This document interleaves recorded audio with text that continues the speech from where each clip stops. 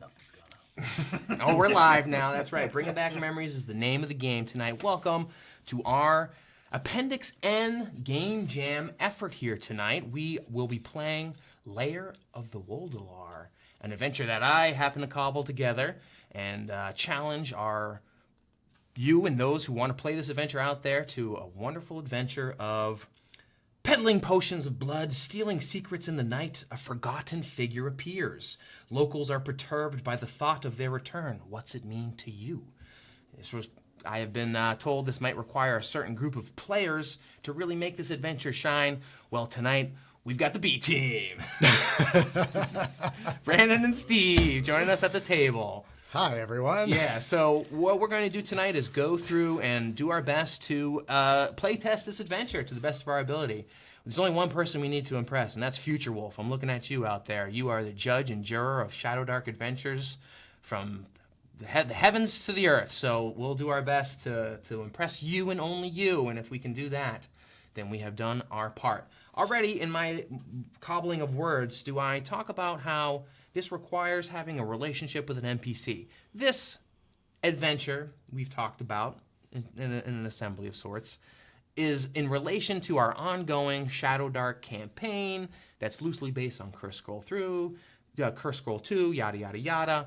We're using that as a frame of reference, but I want to actually try to generate everything unique. We have two characters here who are in relation to a faction, and I've actually put Brandon on the on the mend or on the hook to use two of his remaining characters in his stable in tonight's adventure. So depending on how they live or survive will actually affect his faction, the Vulpes Argentum. Loosely, they are explorers of an unknown continent, and they're trapped in this land.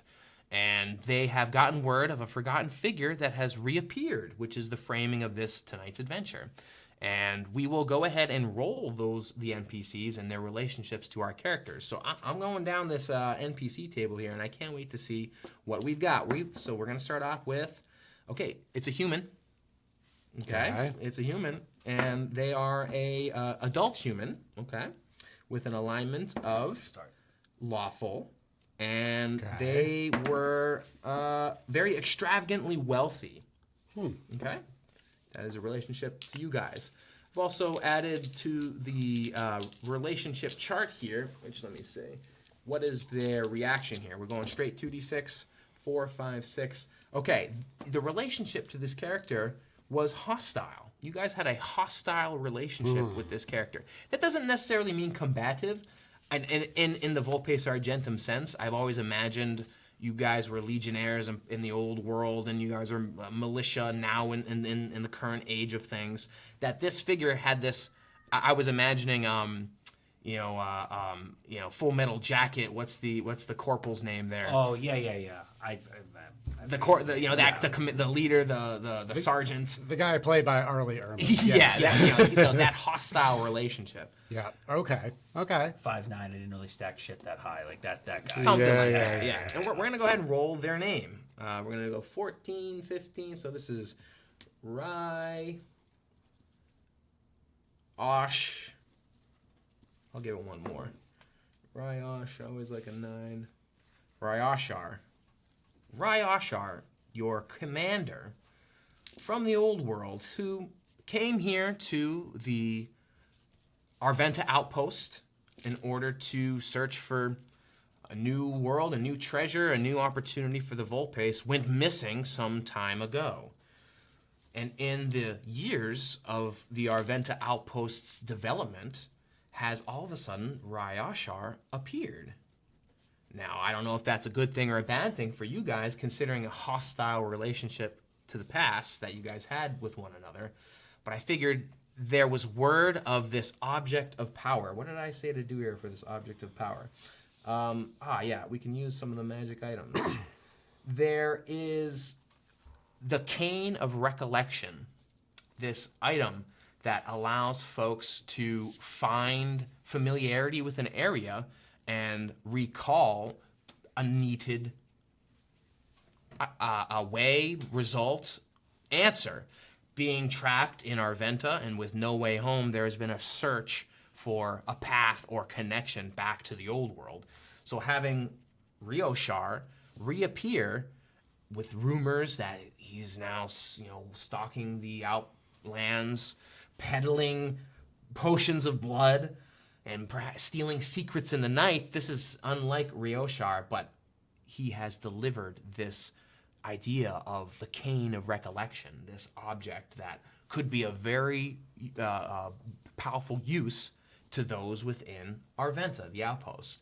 So perhaps within your own faction of the Volpace, there's multiple reasons to want to explore for Rioshar. This cane of recollection could gain us a connection back home. Rioshar, our former commander, is reappeared after months and years of being missing. Why? And with that, we have that sort of framing. So tell us a little bit about our characters at hand here, Brandon. And I'll set the scene. We'll get the DJ going. Absolutely. So, back in the old world, underneath the great arena known as the Garden of Sound, there existed a secret facility known as the Rusted Cage. And this Rusted Cage was the headquarters of a secret for the Volpace Argentum. This secret was a group of assassins in stark contrast to the general honorable nature of the military organization. They acted in secret. And from this group, Furtivus Vafer, an assassin, carried out secret missions for the Volpace.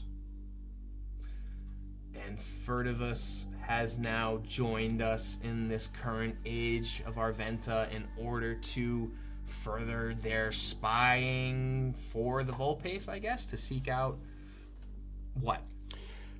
Furtivus is on the outskirts of the organization. Clearly a member of the Volpace from the blackened Legion-style leathers he wears. He does not engage in the typical rank-and-file activities. He does not take guard posts. He is here presumably of his own volition and not really interacting with the main group. So, own designs, to what end, who knows? How is their relationship with Rioshar hostile? Well, Rioshar, being a upright commander of the Legion, tended to look down upon the assassins from the Rusted Cage. And there was always friction when it was suggested that the assassins be used to further the Legion's ends in the old world. And on the flip side of that, coming from a humble background, Furtivus looked at Rioshar and his opulence being the son of a senator, and there was an immediate dislike and distaste for the nepotism that got Rioshar this position, regardless of skill in the field. Describe Furtivus. Furtivus is a short human, again dressed in darkened Legion leathers and a black cloak. Tends to be quiet and reserved, stay off to the side, will only step up and take the lead when it is required of him. He has a bit of a selfish streak. You know, despite being part of this organization, there's a bit of mischief and guile, let's say, to Furtivus in his dealings. What's one defining feature of Furtivus? Physical or personality? Long hair. Long hair tied back in a ponytail. Okay. Typically Furtivus. beneath his cloak. Okay, Furtivus. Hidden beneath his cloak. So he's part of this Rusted Cage assassin band that has now brought his skills to Arventa and has heard about Rioshar his former commander, out in the ruins. He's not alone, though. Who is he with? So, along with, in this duo, is Legio Ferrata. He is a human who is or attempts to be, the perfect version of the Crusader Knight that this organization once was. He is, perhaps by some perspectives, a little blinded by his faith. He believes in cause. He believes in the order and structure of the military that was provided. He doesn't question his commanders. He feels as though the war should have been won, and he doesn't understand why. And perhaps the return of Rioshar will help bring some answers as to what happened, because he can't see beyond that philosophical pull of, we did everything, we followed instructions, we were fighting on a just cause. What happened? Mm-hmm. And he has conflict within him because of this, because there's this now constant gap and questioning that he has to face, that he's just refusing to face. Like, no, I'm a soldier, I'm a crusader, we did what we were supposed to do. But yeah, well, you didn't win. But yeah, well, something happened. Like, this didn't go the way, like, you're wanderers now, the army's been disbanded, so now what? So a core piece of his identity is now just missing. And so we have Legio. Legio. Legio. Legio. Yeah, this human For those crusader. of you keeping track at home. Yeah, a lost in the old world, perhaps has set off to this new world and has found himself in Arventa and cannot find a way home. Hears about this cane of recollection, perhaps that will give him the recall he needs to find the answers he needs, whether way back home or a clear focus moving forward. How is his relationship with Rioshar hostile? The general frustration that's within him is now manifesting outward at his old commanders, where he's not sure. This is in the past. Your relationship was hostile. Correct. Yes. But now he's now, because of this less than desirable result, he's now focusing on, well, there must have been mistakes from them, because there couldn't have been from me, because I'm a soldier, I did what I was supposed to do, the army was supposed to teach us this, the being in this organization gives us the ability to work together and conquer anything. And if he did what he was supposed to do, and all of his compatriots did what they were supposed to do, including those who have suffered and died and now are no longer with us, well, there has to be someone else to blame. And is that hostility maybe in a faltering of command? Maybe he's starting to question again that little crack in the armor, if you will, of the soldier who's starting to realize maybe everything isn't exactly what I thought it was supposed to be. So you're blaming the leadership for the failure of the war and why I'm in my current position. Right. Not outwardly. Right. It's not something that I go around saying and questioning command, because a soldier doesn't question command. Right, but it's in your heart. Yes. So the relationship is hostile more on your end, I guess, internally rather than externally between you two. But it would manifest in the subtlety that a soldier would say when they don't enjoy a commander. It's very yes sir, no sir. Right. Something. Mm-hmm. Something's amiss here. You can very clearly see a friction between the two, but it's never really enumerated, and it's not a soldier's place to bring it up. Sure. What's one defining feature of Legio? He's wearing his combat armor nearly at all times, and it looks as though he has never taken it off. It is battle worn, it is dirty, it is that piece of his identity that he's not ready to give up yet. Mm-hmm. But it looks it to anybody else who sees it as just, this is a relic of the past. This is something you should have moved on from. Mm-hmm. This is something you really need to work on. And it's just this outward manifestation of the battle that's inside of him. That's a beautiful representation in physical form. There you go. So now we have our characters, and you hear that this Rioshar has reappeared after months years of this new establishment of Arventa. It's amongst these ruins that haven't fully been explored. We're talking like a city-sized ruin that has only been slowly explored over the months and years you guys have landed here during the Day of the Pink Sun.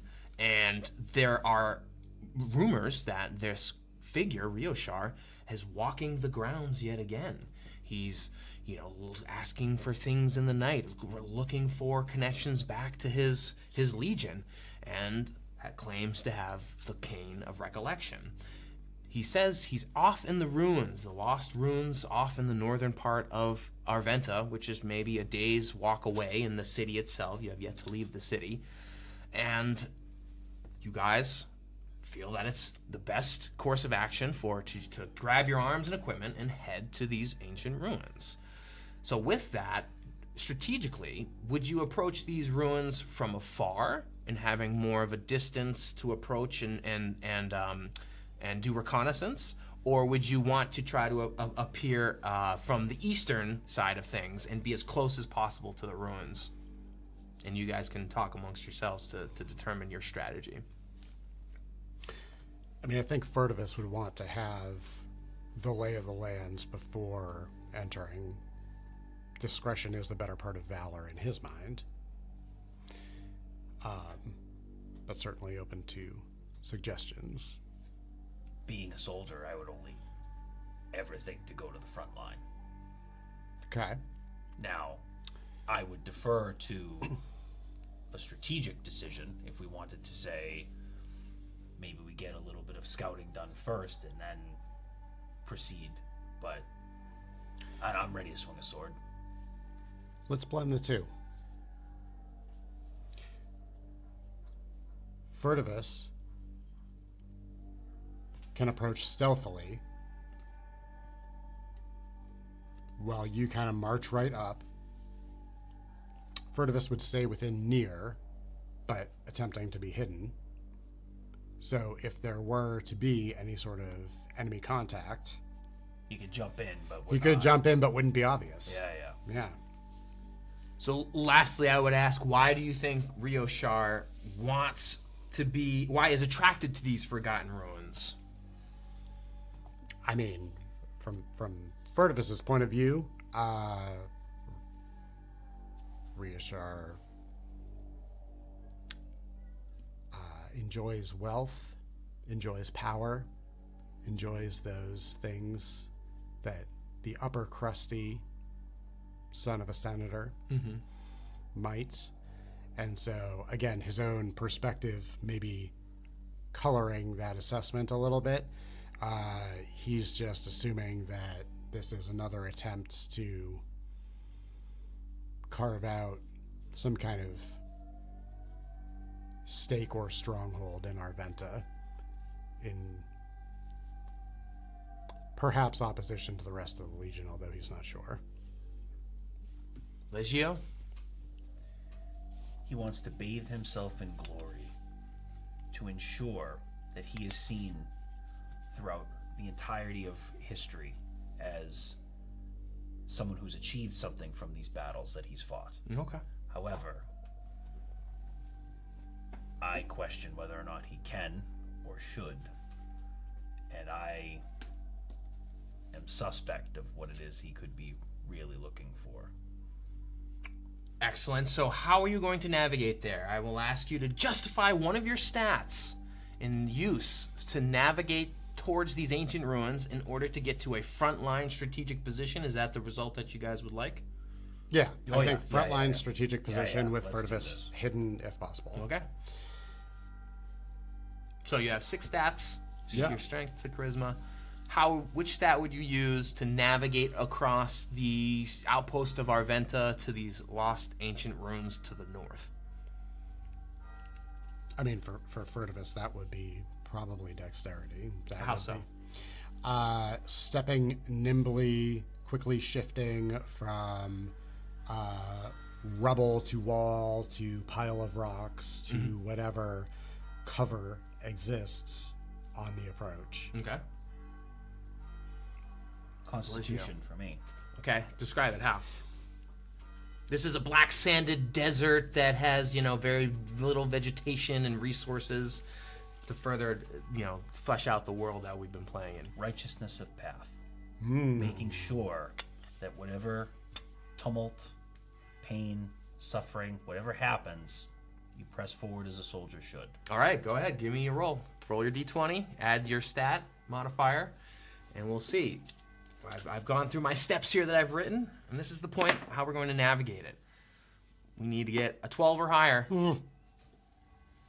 15. 15. 11. Okay, so I have written here that if half need to pass in order to achieve the result here. So luckily, you guys are the dynamic duo today. So the scene is set. You have B-team my ass. You have successfully navigated towards the ancient ruins in order to search for Rioshar, a son of a senator, the wealthy commander from your past who has reappeared, claiming to have the cane of recollection somewhere deep within these ancient ruins. And with that, to fun and games. To fun and Fun and games. games.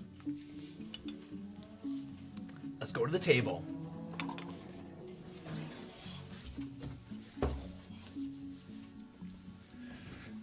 Of that underdoom. So you have approached the ruins in a very strategic position, coming in from the eastward, from my perspective. Position. Do not throw that. Furtivus is hidden away. He is not hidden because you failed your roll. But I you think have I'm hidden. Yeah, Sticking out. You're sticking out like a sore thumb. As you guys have arrived at the rocky, encrusted, crumbling ruins embedded within the mountains here, everything is of a dark basalt stone as if it was volcanic ash. Solid lava, and you can see there's a carving of an actual structure within the ruins here.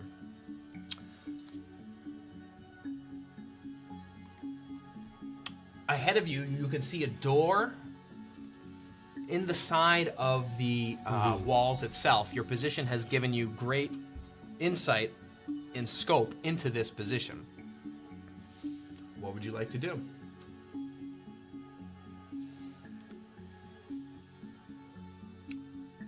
Furtivus will attempt to sneak up to the door and just give the handle a very slight jiggle and see if it's locked. Slowly creeping up, you can see that the sands, if there were any tracks here, have been blown away completely. It seems like your tracks are the first ones here in a long time. It is locked. It is locked. All right. Furtivus would like to just take a look around and scan the area to see if there's any hostiles about. It's a lonely wind blows from the... You guys are in this ravine almost. All right. That continues on around the bend here into an unknown expanse. All right. Furtivus will give the signal for Legio to come up further as he begins to pick the lock. Okay, so he's picking the lock. It's going to take him some time.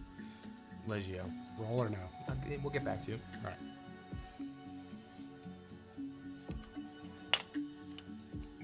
Legio makes an attempt at seeing a little further down the ravine without straying too far from his now vulnerable companion, who is clearly the best chance of us progressing at the moment. Mm-hmm. So you're I'm gonna move up towards him, but still kind of like peering down the Yep. valley. Yeah, you get the sense that like the way the winds are blowing here, they almost seem to like dissipate further down the valley, like something's absorbing them or something is changing the way the wind whistles.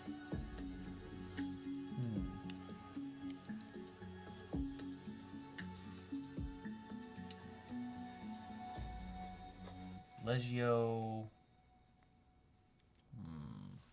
proceeds a little further to see if I can spot where the wind is changing. Like if there's, It would be some if ways there's- away. it's some Yeah, ways you would away. have to further explore down the way.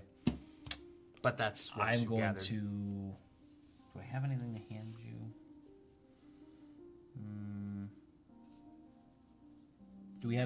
Is there any benefit to us, like, are we in a dark area, or are we in a space where we can't see? Is there anything that's restricted by, like, lack of light or anything Not like yet, that? no. Okay, so everything's we can visualize everything that we can without moving to a different area. Yeah, it's night is setting upon us soon. Okay.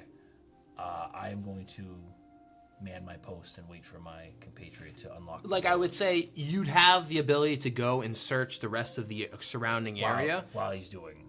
You could, or you both could, but by the time you search it all, the rest of the light has gone, so you would need a light source by the end of that. So you have the opportunity to search freely now, but in doing so, you've expended the rest of the light of the day. Then I will search freely now. So you're gonna go and I'm gonna leave my compatriot there, and I'm gonna go around the bend and try to see where. Okay, I'm gonna say you start getting halfway down there. Okay, so back to you. You see Legio. Do you communicate this to him, everything that you've discovered, or you just quietly? Yes, I let him know while he's doing his business, which a soldier knows nothing.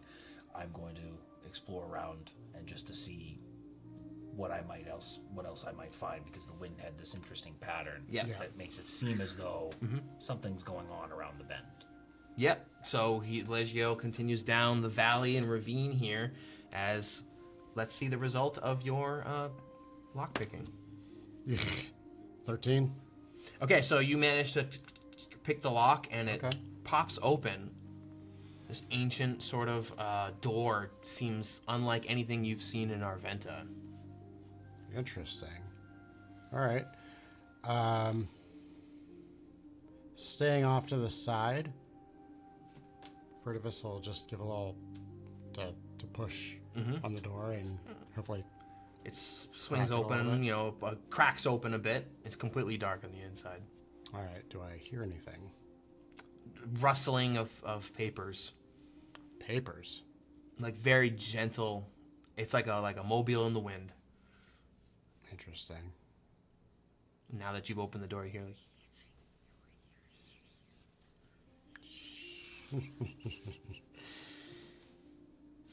Okay. I'm gonna give a quick gesture to Legio. Just Legio walks back.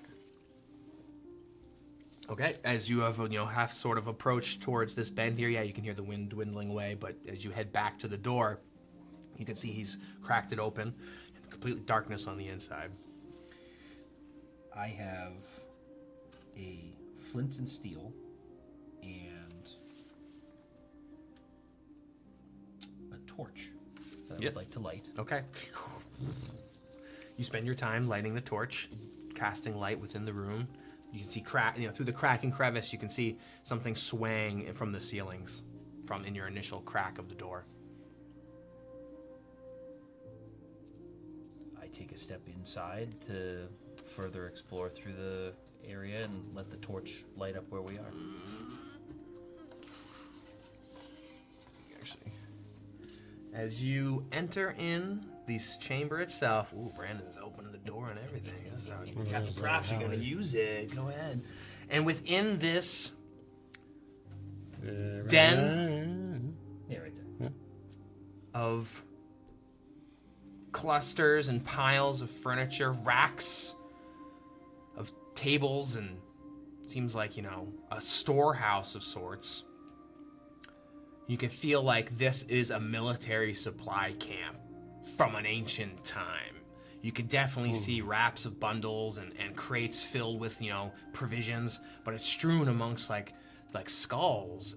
What catches your eye is everywhere hanging from the ceiling are these little bits of paper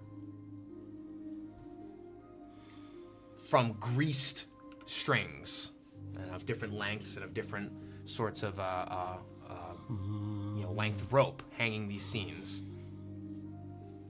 And it's a tight squeeze navigating around each of these these pieces of paper would be very tough to navigate with the torch that you're holding aloft.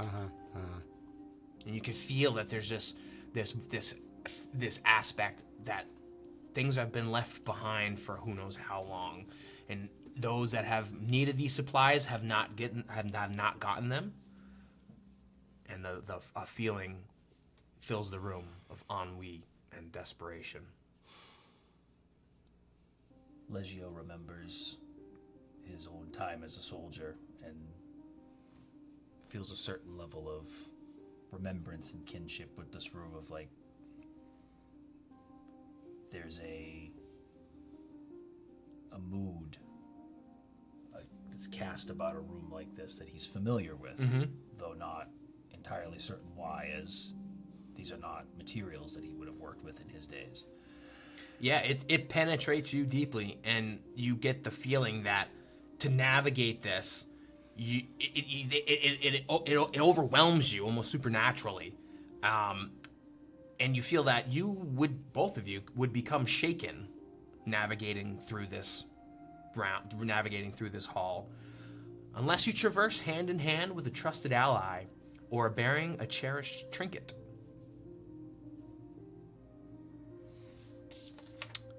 Okay. How are you guys going to navigate this room? There's several points to discuss here. The torch and light, with these hanging pieces of paper that have yet to be explored by greased rope. When I see oil flask here, that's not like a lantern. That's like a... That is just the flask containing the oil. That's just yeah. Yeah, okay. Yeah. Well, while there is nostalgia for this scene for Furtivus, he is less taken by it than Leggio, for various reasons. Furtivus would like to enter the room and also check for traps.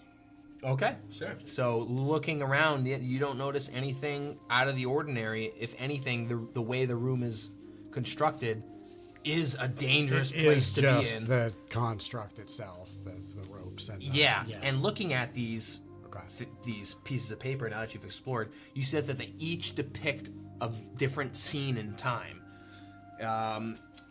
Cracking at the corners, these pieces of parchment display a perpetual moment in time. Now I'm going to roll on the D44 table here. You see a scene of you and Rioshar working together. What is that moment? A scene from the past. Mm-hmm. All three of us? Just you. Oh, just me? Since you're searching for traps, yep. Interesting, okay. That scene was in the wilderness of the old world. And on the parchment, it depicts Rioshar pointing, commanding, and the cloaked figure of Furtivus heading off into a stylized forest. And the memory this draws upon is a clandestine mission where Furtivus was sent to assassinate a barbarian warband leader. The controversy around this, from a political perspective, was that on the surface, the Legion was actually trying to make peace with this group of barbarians in the wastes, in the forested wastes. And that was what had been put forth in the scrolls sent to the public. So, strangely enough, it's one of the pieces of parchment hanging from the rope is that scene. The other ones seem to depict other scenes as well, too. I'm going to roll in the random encounter, see if we actually get one. All right, no random encounter. This is a risky environment, so I'll be rolling a random encounter every 3 rounds. So 1, 2, 3, and then I'll roll on a 1, a random encounter appears. But for now, you guys have been trying your best to traverse this room. And you can see off in the distance, straight ahead of you, there's this door that bears this like almost demonic face. You know, its mouth is a giant opened lock, and to your left and to your right are these stairwells leading up into other rooms up here.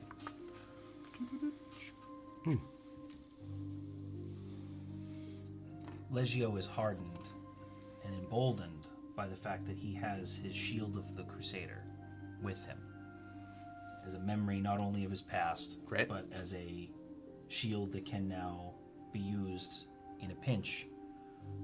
He can whisper a prayer over said shield, and it will grant it, the shield will come ablaze with a white fire, granting various abilities. Defensive abilities. So that's the magic item that you have, which is great. But that alone, I'm gonna say you can be your trinket as you're like navigating this room to like overcome these penetrating feelings of ennui and desperation. So you can traverse this room right now with your trinket successfully and not be shaken. What's Furtivus gonna do? He has the you can traverse hand in hand with an ally, or bear a cherished trinket. I might hold hands if you want to hold hands. It's okay. I just gotta ask him. Furtivus will approach this two ways. Number one, there's a sense of safety and security in his night cloak armor. But number two, he will put a half-gloved hand on the shoulder of Legio and proceed behind with that reassuring grip. Okay. So where are you guys gonna navigate to? We want to go first. You're in front, man. So we've explored this room already. We've seen the papers. We've seen the scene. You've seen one of them. You could explore more of the papers if you wanted to. Well, you've only looked at it. Are you taking it? Oh, I'm not taking the paper. Okay. No, I'm leaving the paper where it is. Okay. However, Furtivus, being of a less than reputable nature at heart, is taking a look around and seeing if there's anything that might be useful to us in this room from a weapons or provisions perspective. Yes, there is some gear here. Let's see. That's the best way to do this. Okay, great. Good thinking. Soldiers don't think of that stuff. There's a great sword Might be and if you want. 3 daggers amongst Three daggers. Yeah, amongst rotting goods. I got a pretty bitchin' spear. I don't know if I need it. You have 3 spears. I do. And they all seem pretty bitchin'. All right, so Furtivus is actually going to... It's gonna take some time to search though, so that that's search and okay. find all that stuff. Okay. So you're standing by All right. as he's searching the room. Let's see if this torch lights anything up. Okay, so in searching the rooms and taking your time, does Legio ignite one of the greased ropes on fire, and it starts smoldering and smoking in the room? What do you do?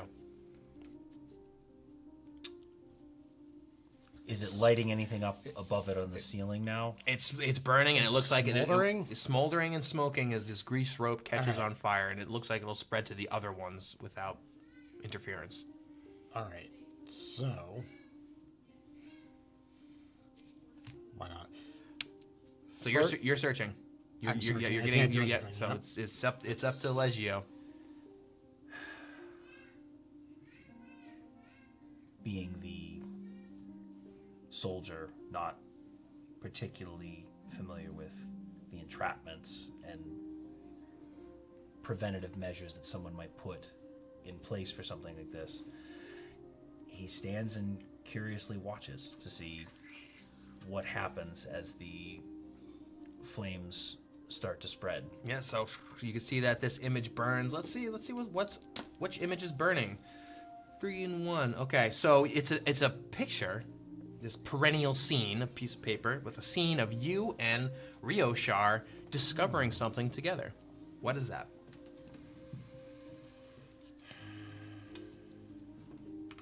Legio's harkened back to the days of a previous battle where, as the battle reached its conclusion, one of many victories that Legio can remember, there were fallen comrades, as there always are in battle.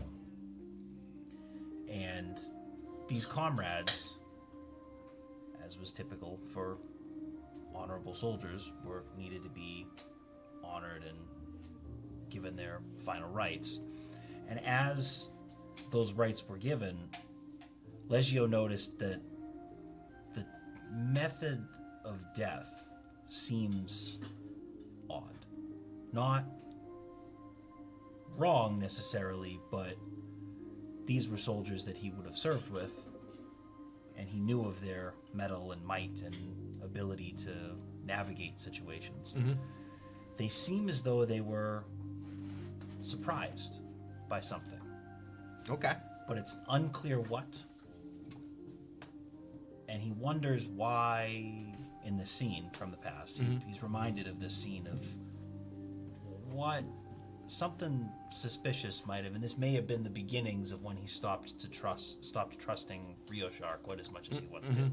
So this picture smolders and the rope burns off, and you can see that, you know, the picture of you two like looking at this fallen comrade, and the suspicious death just burns and immolates right at your feet, and as the flame starts spreading, the room starts filling with smoke, and you're all choking with the smoke filling the room as the flames spread to the next rope.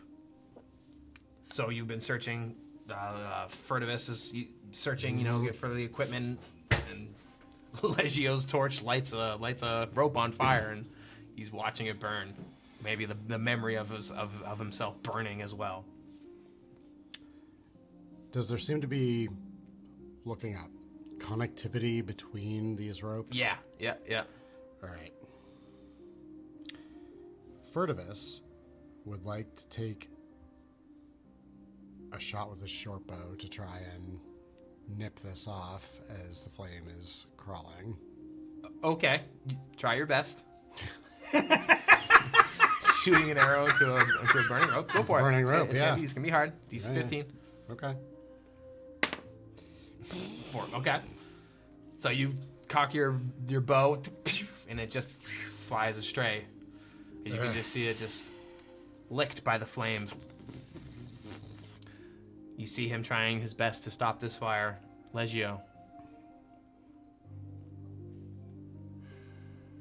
It's getting worse. I was gonna say how close to like the matrix of ropes or whatever is this? Yeah, it's spreading now. So if it was one rope that burned off, now it's 2 ropes, and now it could be 3 ropes. So it's creating more fire and flame.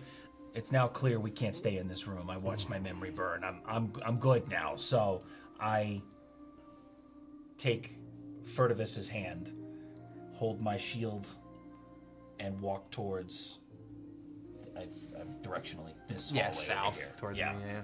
The southern point to get away from some of the smoke, as it appears the smoke is mostly staying in this room. I was gonna say, is the web of The web's throughout the whole room. Yeah. all right, Throughout the whole room. but doesn't appear to be over here. No. Okay. But you're gonna just let this thing burn.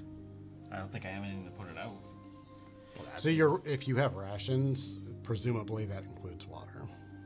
Oh.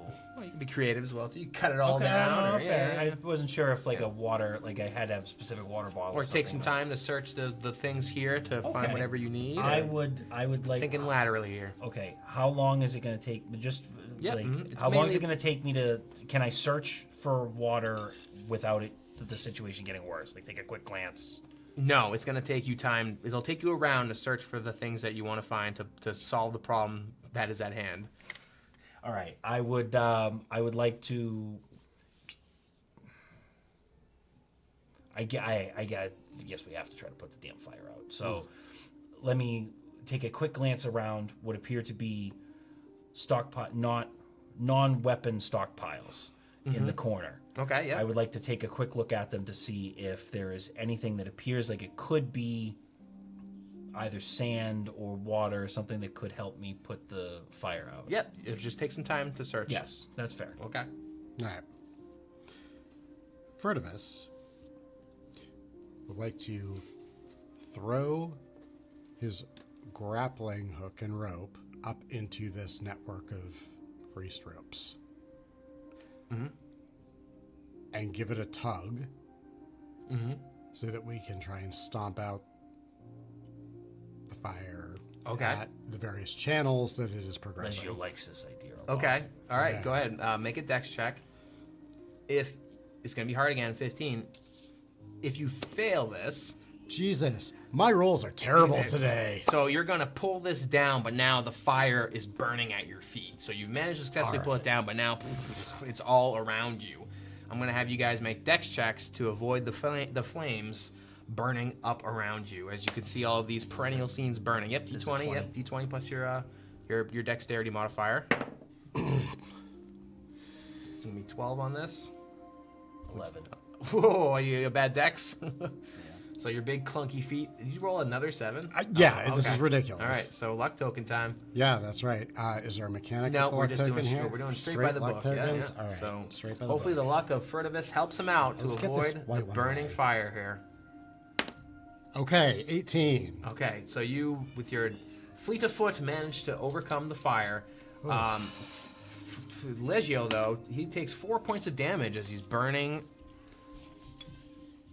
his flesh off his bones, cooking within his own armor. Which smells terrible, by the way. Just yeah. as the person who's right next to him, his armor smells terrible. Right. Now it's getting cooked alive, and the aroma's amplified. So you're burning alive, and you manage to successfully search for, it's crumbled. It's old flour that has turned to, rots and crumbling wood that has turned to sand. Yeah, but it's like enough mealy material that you can use to throw on this fire as well.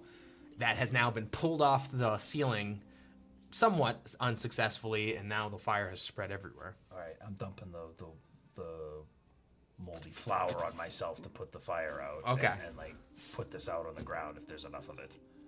Yep, you managed to... So the fire's now out. Yeah, the fire is now out.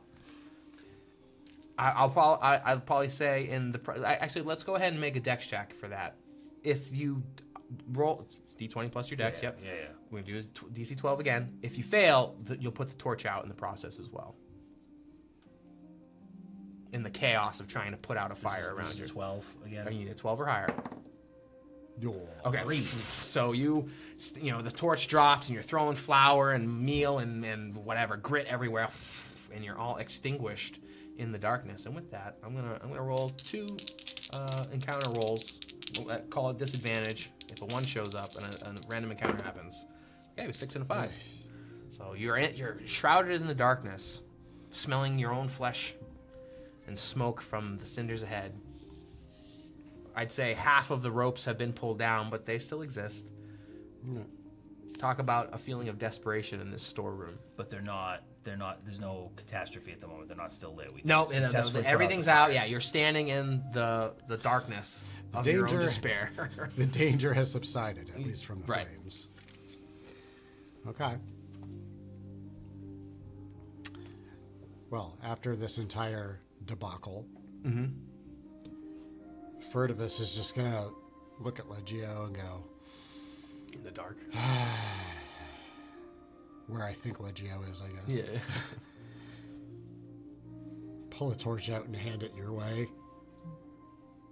since you have the means to light it. I do. I'm going to say keep your torch because I have 2 others. Okay. I put my torch back. Torches run in an hour of real time, Steve. So your torch is burning and will extinguish in 1 hour of real time. Yeah, mark them off with your pencil if you're. Yeah. Yeah. So So you reignite it, and there you can see the ashes of your own efforts beneath your feet. Legio thinks maybe it's not such a mystery why we didn't win the war. So now that I have very thoroughly explored this room, I think it's time to once again go hand in hand and head towards that southern stairwell. All right. So you guys are working hand in hand to head up to this stairwell, and as you navigate, we'll give it a nice little, we can hear you guys are in the inn. We'll just show it off. You are traversing up this ascent, the hallway of triumph. You can see murals and busts of yourselves smashing their past deeds. As if you guys were on the battlefield with Rio Shar, you can see enemies in front of you being crushed beneath your feet. You can see that there are legions of undead and all the adversaries that you've come across in the old world fleeing in terror. There's freezes of your relationships in a faltering sort of way. So your legionnaires that you were in war with, they seem to be afraid of you guys in Rioshar, like rising up and above.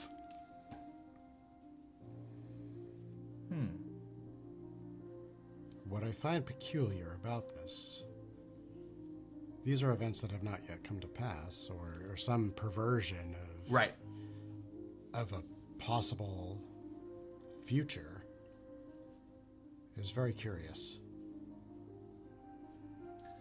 Legio's wondering if maybe there's a potential to rewrite some of the history that he suffers from, and that maybe, just maybe, there was a win that happened, and now this is someone's attempt at changing that history and changing that perspective. He's strangely heartened by the fact that he sees victories on the walls. Heartened, meaning? Meaning... Is that a positive or a negative? Positive. Okay, like okay. He finds himself strangely emboldened by seeing these victories on the wall, even if they are pretty clearly not real. Okay. How does Furtivus feel? Furtivus is skeptical. Anything involving Rioshar, Furtivus is always looking at with a cocked eyebrow. This is a bit unsettling to him. I'll read what I wrote here. Bitter guilt and heart-crushing regret with each step upwards. Maybe this is, again, that supernatural feeling permeating each of what you have expressed for yourself. Remedy with tales of positive success with Rioshar for 2d4 crawling rounds. So you can imagine this is a long ascent up. And with every passing step, each of these images makes you feel like you could have had a success. You could have been, the shining example to your fellow legionnaires.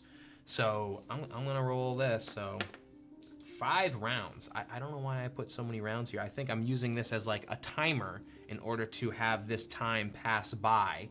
But I will say you can remedy these feelings that penetrate you for, we'll say 5 rounds pass, meaning 1 random encounter.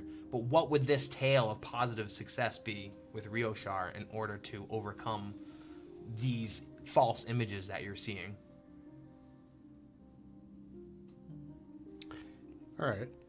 For Furtivus, I think the true test would be open acknowledgement and acceptance of the Guild of Assassins from the Rusted Cage, right? Instead of operating in the shadows, a dirty little secret that Rioshar kept hidden away for his own purposes, right? It would be sharing in the glory of the rest of the Legion and not being some useful tool to just be disposed of after a successful mission. That somewhere in some corner of this world, Rioshar is bringing the Legion back together. That there is a push for the glories that they thought they would get. That the war actually isn't over yet. That there is hope that his compatriots, that he just saw the picture burn at his feet and has now lost 4 health points because of it. Yeah. That those memories, and now current as well as previous scars, haven't been suffered in vain. That there is a chance that all of this was for some purpose, that the journey isn't over yet. As you guys are telling each other these tales, as you're walking up, with your positive hope, it says roll 2d6. You have 2 to 6 on a random encounter while here. So on a 1 or 2, a random encounter will appear. So a 6. So over the course of these 5 rounds, you're imagining yourself crawling up these stairs, combating this sort of, psychological penetration of these false histories. Do you navigate to the top of this alcove here? A room off to the side. You can sort of feel this We'll say this. You guys are in this room here. What do I got? The hidden alcove. The wind whistles differently here. You can see that there's a shelf filled with urns of ash and with an inscription. In the ashes of time, our memory burns the day away. Give one and find new ways. What's your backgrounds here? I am a ranger. Thieves Guild. Thieves Guild. Okay. That's It informed the rest of the character, actually. So there you are in this hidden alcove here. You can hear the wind from the outside, almost whistling in a different pitch coming through, you know, the cracks and crevices of the shelf of urns here. And there are urns filled with ash on a shelf, but you can see that the stairwell has come up to this room. Are there any markings on the urns? Other than the inscription, in the ashes of time, our memory burns the day away. Give one and find new ways.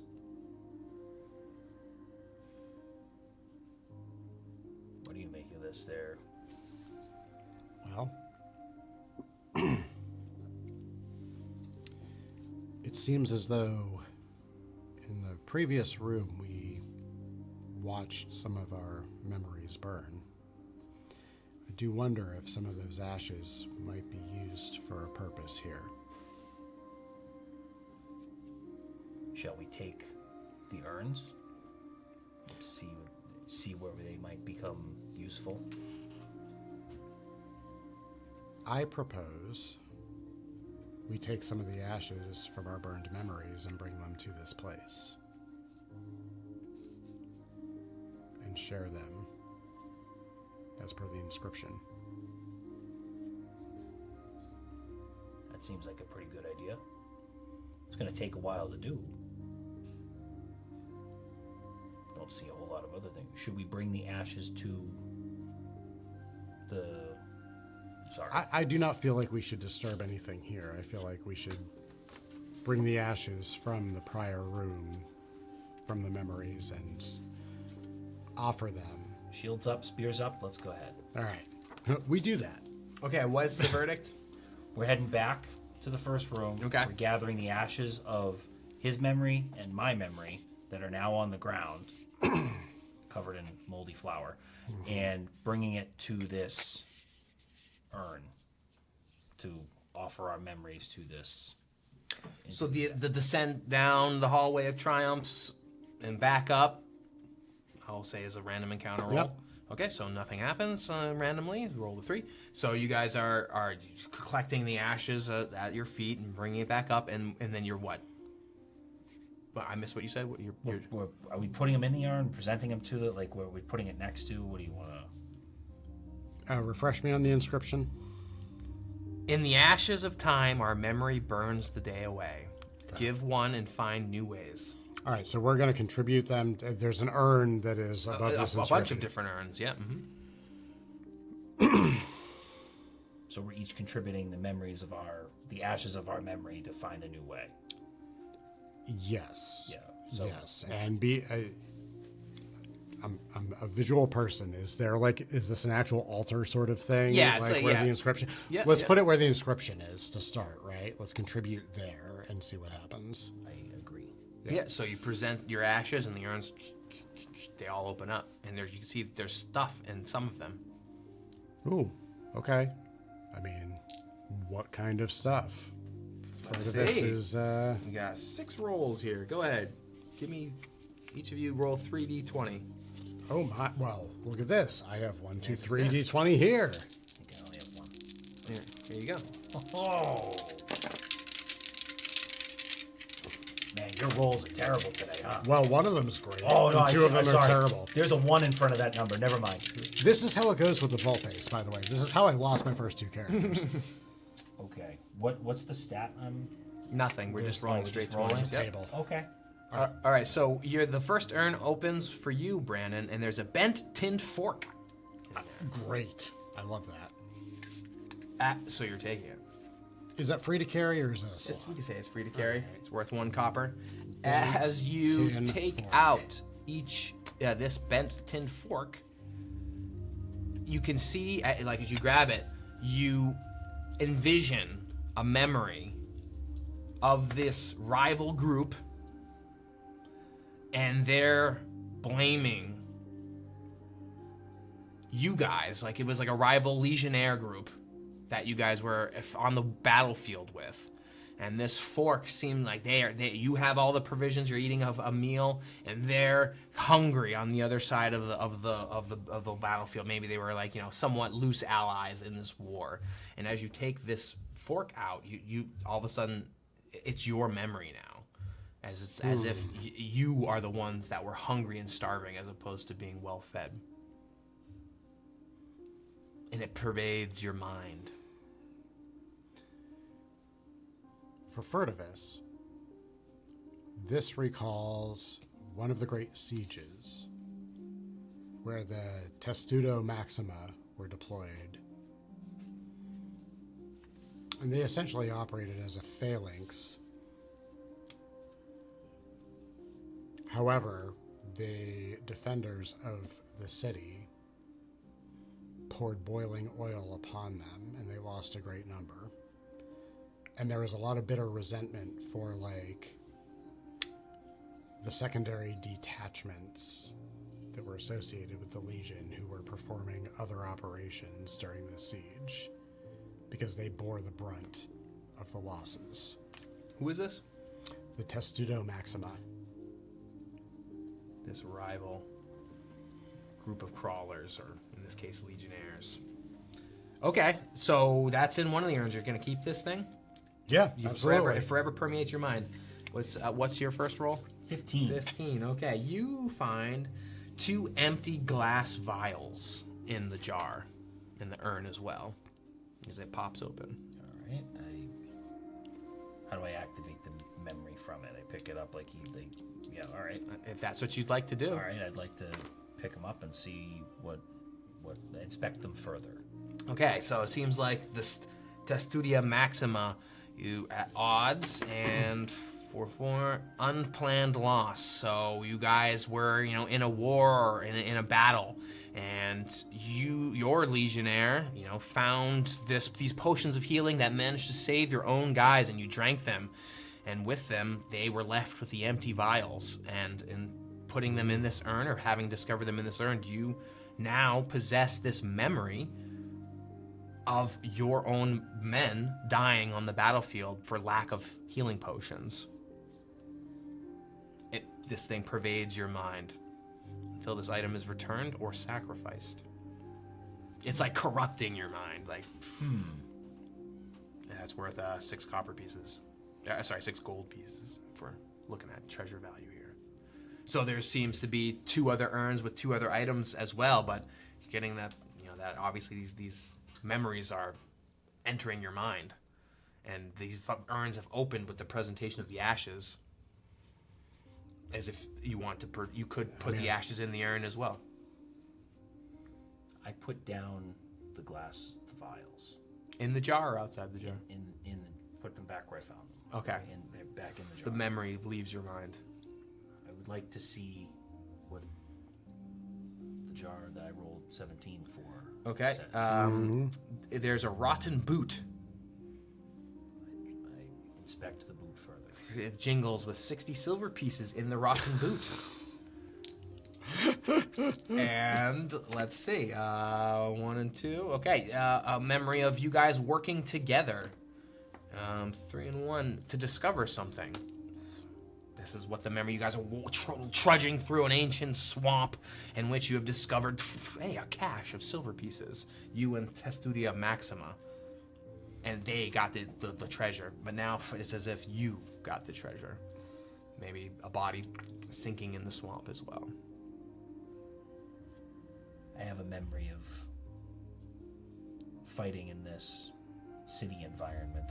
And on the outskirts, this was one of the wealthier places that we had ever attacked. Mm-hmm. There were merchants who attempted to flee that were mistaken as combatants. And they were felled.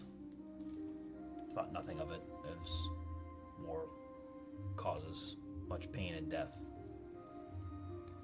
Nothing more to concern yourself with than another civilian who got caught in the way. Mm-hmm. But those 60 silver pieces fell out of the bag of one of those merchants. It appeared as though they were not obtained honestly, as though this was not a transaction that merchant had conducted, but more that bag had been stolen from somewhere else. Mm-hmm. And now that memory is yours, as if you did the deed itself. You, Legio, this crusader, doing the wrought deed of taking them for your own. Can I keep the 60 silver pieces without the memory? No, there's bootstrings tying to every silver piece.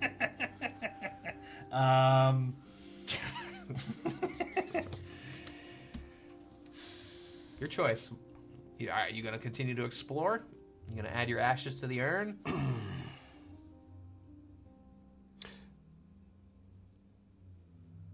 Prior to adding the ashes to the urn, I do have a 19 here, whichever urn that is. I would love to see what's going on there. A cracked handheld mirror. I love that. Yeah. I would like to pick up that cracked handheld mirror. Okay, let's see. So, as it unlocks this memory within you, beaten. This is a memory of being beaten by your rivals, this Testudia Maxima. I'll even add another dimension to it of chasing a lead. Seemed like maybe you guys had a tip as an assassin, a spy. We have to get to this particular point in order to stop, the enemies from coming in, and you beat them there. And then perhaps there was a reflection of a mirror, a glinting light in the distance that tipped you off to, an invading force. So you managed to stop in time, and the Testudia Maxima arrived there first, and they were overtaken by the scouting troop that was hidden in the woods in an ambush. And that whoever tipped you off in this mirror definitely was fortuitous, and they found that mirror cracked. And why didn't we get the signal to be held back? And now it is a memory in your mind of failure. You guys were actually caught in the ambush, and you were the ones that were betrayed. Yeah. No, I recall. Should you take this mirror? Yeah, no, I recall this very distinctly. This was in the mountains of Malkavia. Yes, I take the mirror. Okay, you take the mirror. So you guys have been exploring. I'm going to roll a random encounter. See, okay, no random encounter. And I would like to start distributing the ashes that we had originally placed on the altar into these. Okay. Do we have, just as a question for where we're at, Mm-hmm. do we have enough ashes to fill a jar, or is this we can spread them evenly across? It's up to you guys. I You could fill a jar. I feel an even distribution is good, but that's just me. Let's try and settle as many of these unpleasant memories as we can. Yeah, that sounds about right. Okay. As you sprinkle the ashes within the urn, who's sprinkling first? I think he's the live Yep. one right now. Okay, so initiated. it's Furtivus, you're sprinkling the ashes in, and the memory of the forest in the old world, the picture that you saw, the perennial scene, with every sprinkle, that memory just fades away as if non-existent in your mind. You completely have removed that in your mind. Oh. Furtivus stops.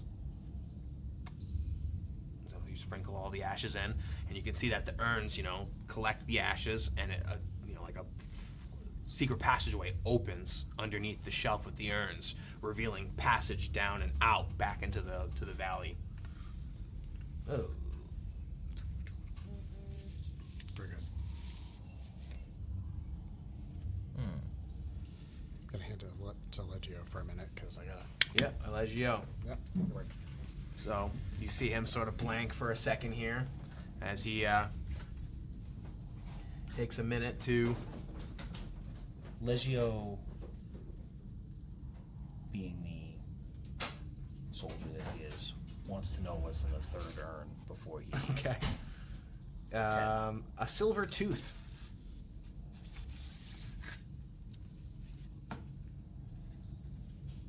Legio takes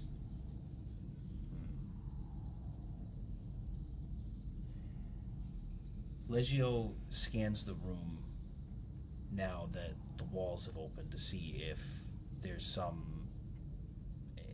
anything interesting about the opening, as he was around the corner from this, couldn't see where this is now. Is there something of note, or does this just go out and about to... Yeah, it seems like there was a hidden alcove within the valley itself that was catching the wind in a different way, and it seems like there's shelves of urns down there as well. And they're connected, and in doing so, have there been another exit or entrance into this ruined chamber? So, if we, as a troop now, we can both go down, we can both proceed, and there's another egress. There's another locking mechanism on the other side that would have put us in, like there's the reverse of? Yep. Okay.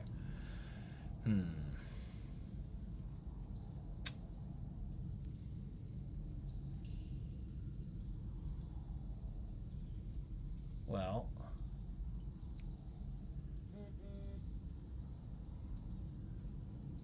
Legio decides not to take any of the items that he's seen. Okay. As he's now realized these memories are things that he doesn't want to carry with him any more so than he already has. You've taken none of the things. I've taken none of the things. Right. You picked them up, felt the memories, decided it was going to take them, but then just had this change of mind. I've had the recall, put them down. He's a little confused at the moment as to where this leaves him and where these memories, like, are these things that we're supposed to be cleansed of? Are these things that we're supposed to be reminders of days past that he should carry with him? And he remembers that he's had this conflict and wonders if maybe this is a sign of he should start letting his own memories go. Now, it's like you've had these memories, but on the reverse side. yes, Yeah, no, I get you. Now he's starting to see quite literally from the other side's perspective, Right, yeah. from these different battles that he's now fought, and is wondering if maybe his own battles with Rioshir and his own questioning of command is maybe being cast into a different light. Right. However, being the soldier that he is, it's still time to move forward, so it appears that the next thing to do would be to step out and to explore this exit and to see what we see on the other side of that new alcove. I took none of the stuff, by the way, that's all you missed. Yeah.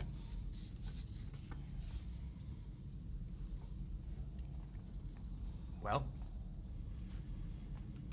the passageway has opened up. Your memories have been lost and forgotten. He's decided not to take them. What's Furtivus doing? Oh wait, hold on. If I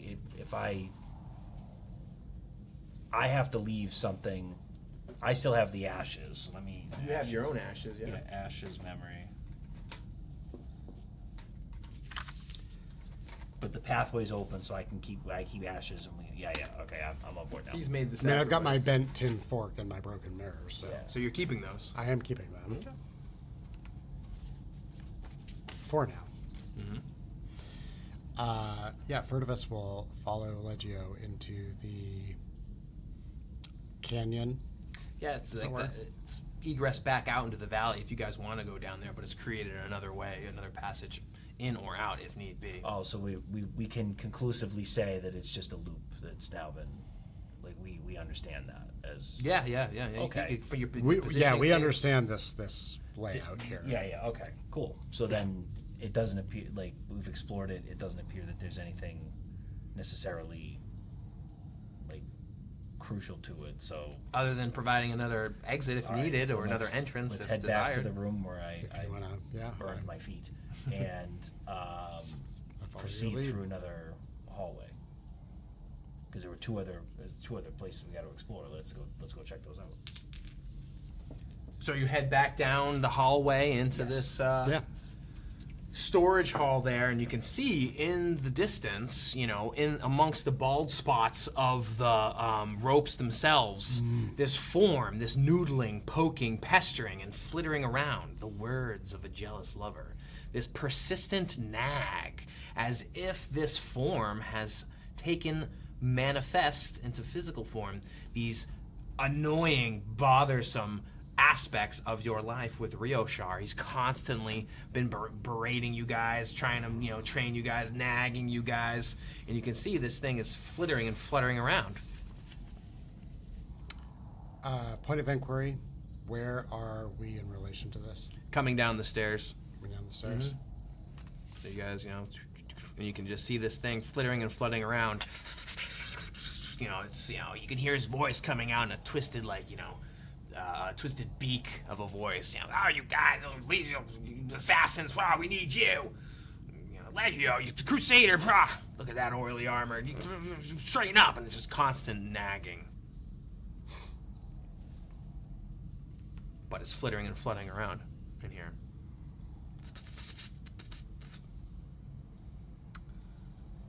Okay.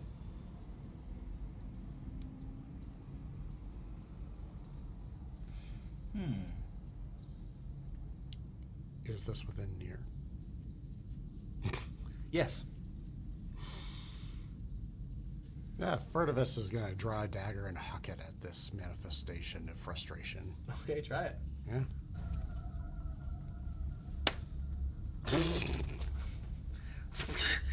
You're gonna hit the broadside of a barn, or you gotta train you guys like a soldier, you assassins, it's terrible.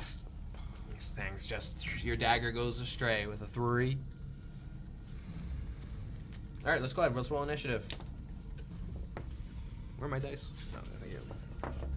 My dice. 13. I get- there's no boost on this. I was Right? gonna Dex. say- Oh, Dex? It is? Okay, so 12. 16. Alright, so Furtivus, you get to jump and throw your dagger, and you feel you have a chance to act again. Great. And we're gonna go in a clockwise fashion. All right, throw in another dagger then. Why not? Okay? Hold on, that's in jail. Not one, baby. Let's see, does something bad happen? No. Okay. It's okay, so this thing... This is why the Legion's lost. Yeah, because of Furtivus and his bad rolls. So you see this nagging thing flies towards Furtivus. I'll show you how to do the right job. And he starts to fly into you for 12. What's your armor class? 16. 16. So you can see you're ducking and bobbing and weaving as this thing's fluttering around. Legio, spear in hand, points a thrust at this villainous thing that just reminds him of all the frustrations he's had in the past. And with an extra little zip, he's shoving that spear out. All right, roll a d20. Trying to break his armor class. Armor class of 11. Whoop. Oh, and you miss. From the floor. 13, and then what am I boosting with? Your still pluses So it's are gonna in be the- that Oh, no, down at it's the bottom the there, spear. yeah. Okay, 17. Okay, so your attack hits. Roll for damage with that spear. Damage is still D20. No, whatever the spear Oh, is. it I says, think okay, D6. 1d6 plus 2. I wish it was D20 yet. Let's go. Oh my goodness. 8. So with all your might and thrust, you penetrate this thing and it puffs in a wisp of smoke as it disappears completely, vanquishing the pestilent nag of Rioshar. And it's almost as if the voices, and they transcend up the hallway on the opposite end. Do they seem like they transcended up to a particular hallway? That one opposite to you, yeah. Directly opposite? Mhm. I would like to tell Furtivus to put his hand on my shoulder, and we're going to walk towards that hallway where we think the sound was traversing towards. Furtivus will collect his daggers and follow you. Yeah. How many daggers you throw? I threw 2. 2. Okay, you get them both. Great. So you're heading up this hallway here. Look. Take that big one off. Yeah, that one. Okay, so you're heading up these hallways here, and you can see there's a collection of multiple voices.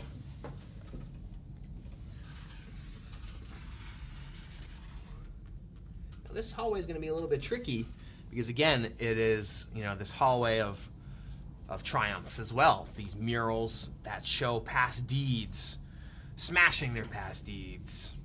So in order to navigate up this hallway, you're going to have to remedy with tales of a positive success. Otherwise, these persistent nags. Actually, should be 3 up there.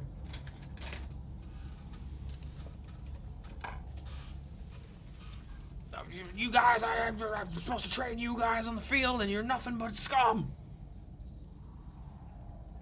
As the voices echo off the walls in this persistent nag manifestation. So they seem to be in a somewhat defensive position here in terms of the hallway having this penetrating guilt and heart-crushing regret with every step up, unless you remedy it with tales of positive success. Legio is taking this opportunity to remember the many people that were helped by the army's presence in the aftermath, the discipline that they did show in protecting certain groups of civilians. The merchants who ran away were easy to confuse from that previous memory as combatants. But there was a strict code within the Legion of, we're not here to destroy civilian life, we're here to protect it. And he's emboldened by the memories of the women and children that he himself encouraged his patriots and his Legionnaire members and his allies to protect and keep them to the side. We're not here for that. We're not here to loot. We're not here to pillage. We're here to progress, and we're here to accomplish and fight for a noble cause. Okay, so you can navigate up the stairwell with that. Are we gonna go after one of those nags? Spear in hand. So, do the nags react to my positivity in any way, or just allows me? The hallway itself does not crush you with bitter guilt and heart-crushing regret. Spear in hand. Yep. Go ahead. Roll an attack. I thrust with a 13. All right. So you break armor class. Roll for damage. So penetrate it. Let's see. Probably take this guy right out. 8 again. Oh, 8 again. And again, this barely stung. When the thing dissipates in a wisp of horrid breath. How many attacks am I allowed to? That's it. That's your attack. Now it's Furtivis's turn. Okay. So Furtivus is recalling a memory. Mm-hmm. A dwarven cleric he once knew, named Somnolentus, used to stride forth on the battlefield, wielding the Pineapple of Peace mace. Furtivus used to creep behind him and then pop out and throw daggers. The enemies, distracted by the awe of Somnolentus, would be caught unawares. And so, leveraging this, in his mind, positive memory, he creeps up behind Legio and tosses a dagger at one of the aspects. All right, go for it. Do they know I'm here? Does this count as a... You've surprised them. Okay. There you go. You get your sneak attack. appreciate that. Let's see if you can actually land a hit. 18, 22. Fine, great. All right, your dagger flies true. So this is a sneak attack. Mm-hmm. Okay, so this is 1, 2, this is +4 weapon dice. Okay. So, my goodness. 5 total, 5d4. All right.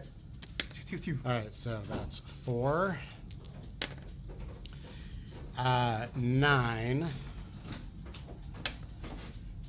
All right, so that is 10 damage from the hucked dagger. Woo-hoo. Just the aspect of Rioshar forms, and you just get him right between the eyes as the figure just dissipates in a wisp of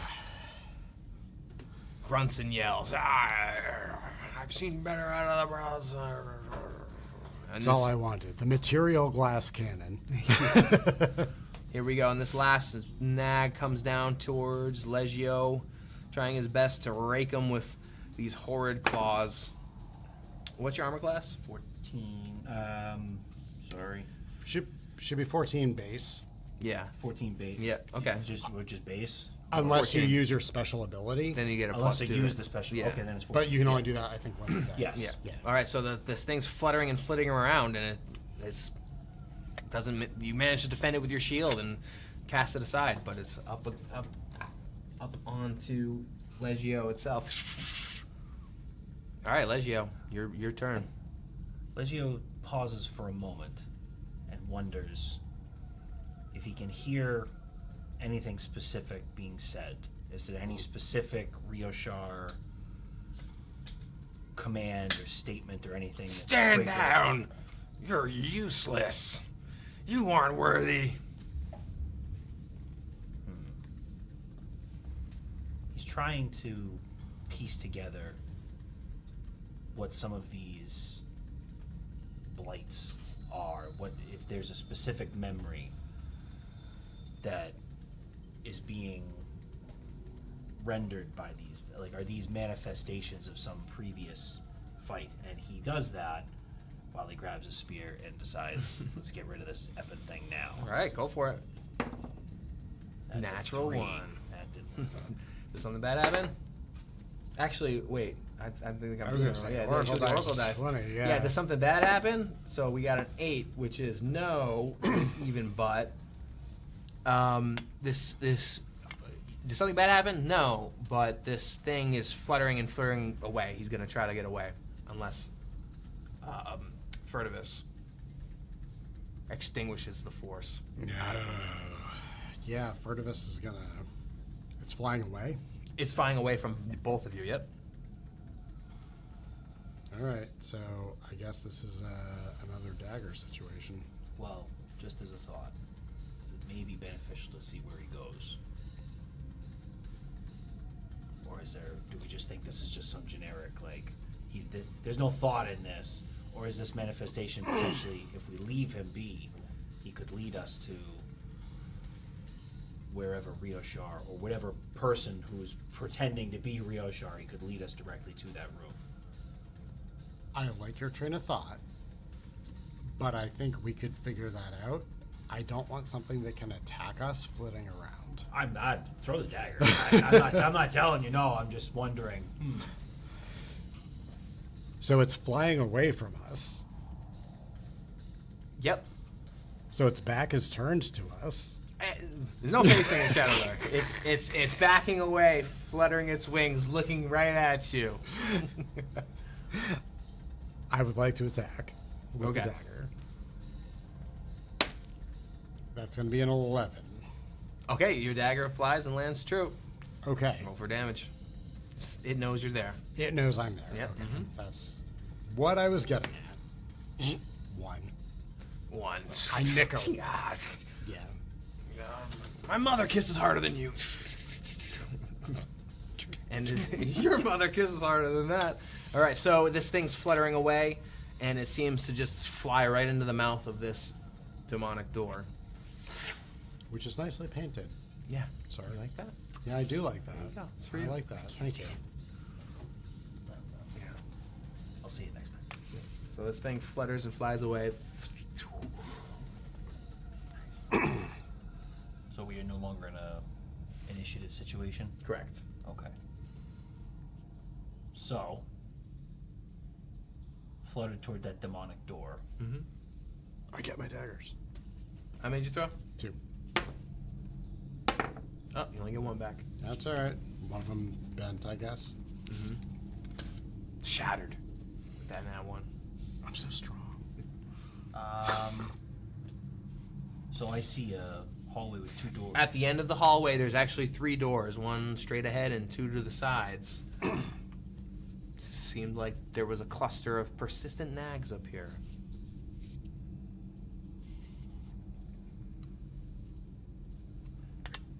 Legio's wondering aloud, so he can include his friend Furtivus in this, that these nags seem, and this whole excursion seems like we're having to face not sins of our past, but more of a sin of perspective of perhaps our commander is attempting, or our previous commander is attempting to take our conviction away in a way that we haven't had to face prior to now, where we've had our own demons and we've had our own perspectives, but it feels like he's trying to rewrite his own role in our past. And I'm not entirely certain how to deal with that, but it does seem as though he's trying to literally nag at us about something and gnaw at us about something, and what I'm not entirely certain of yet. It doesn't surprise me. He's trying to carve out our hearts with the silver spoon with which he was born. Of course he's going to paint himself in the best light here. To what end, I do not know. With that said, It feels like more than misdirection or propaganda, though. And I can't... there's like a longing, right? I can't There's a weird quite connection place it. there. Yeah, but there's something else afoot. Yeah. None of this conversation has taken long enough to require a round. So,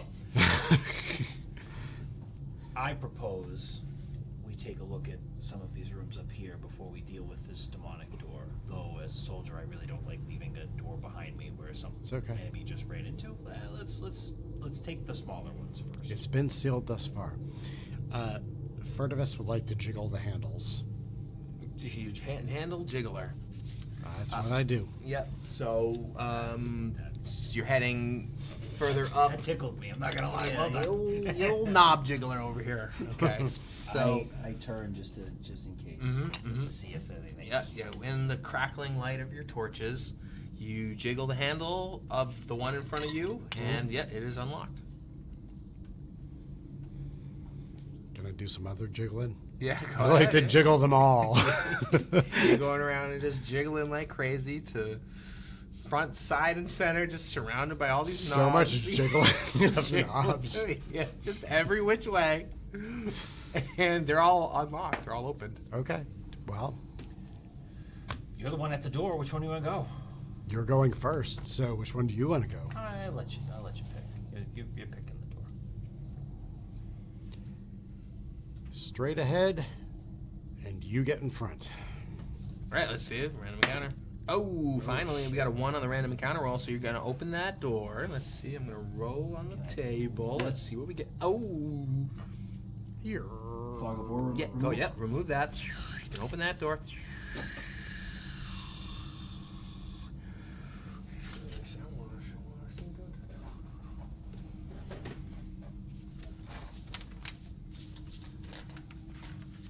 Okie day. As you open up the door in front of you, you can see this room contains crumbling shelves holding grungy goods.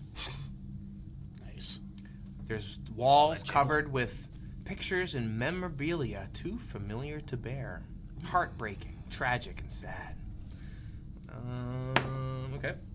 That is not the case. As you open the door, this foggy mist slowly permeates from the table and the room and the walls, filling up this chamber with fog. As you're enveloped with this, your torch is extinguished. And you're in darkness. You can hear a faint, whispery vision. Oh, yeah, we gotta do the thing. Come on, do your the thing. Your torch is extinguished, man. You're in the darkness now. I'm also the production assistant. That's I don't right, know if you that's know. right. It's many roles to make the magic. A faint, whispery vision across a forgotten floor, yearning to be recalled again anew. Let's see if this foggy memory, which has been summoned as a random encounter, appears and envelops you all, will invoke a guilt trip. And it does.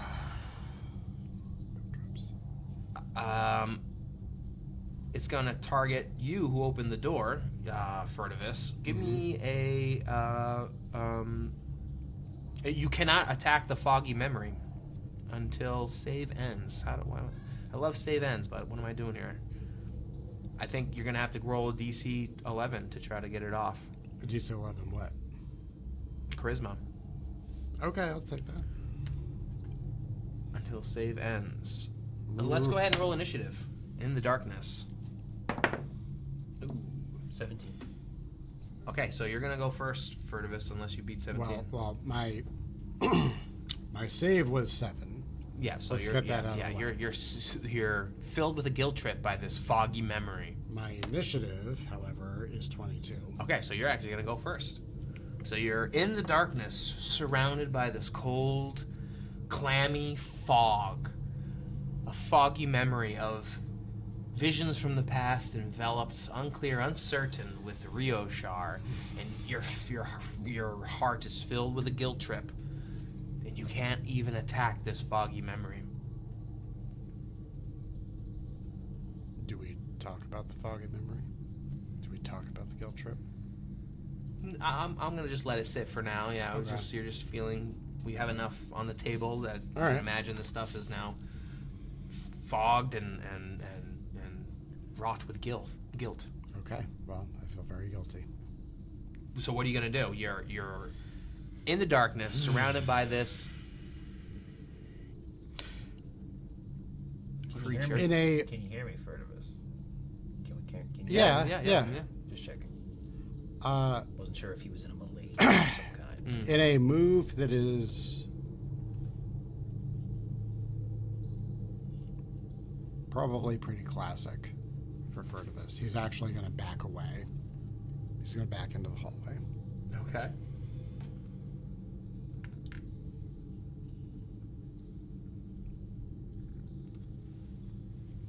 What'd you see?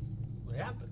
Some guys are completely shrouded in darkness. You hear the pitter-patter of feet descend down the stairs behind you. As I do that, Is the fog also in the hallway? It's, you could say it's like in this room and in Yeah, this yeah. first little Yeah, box gotcha. that you're in.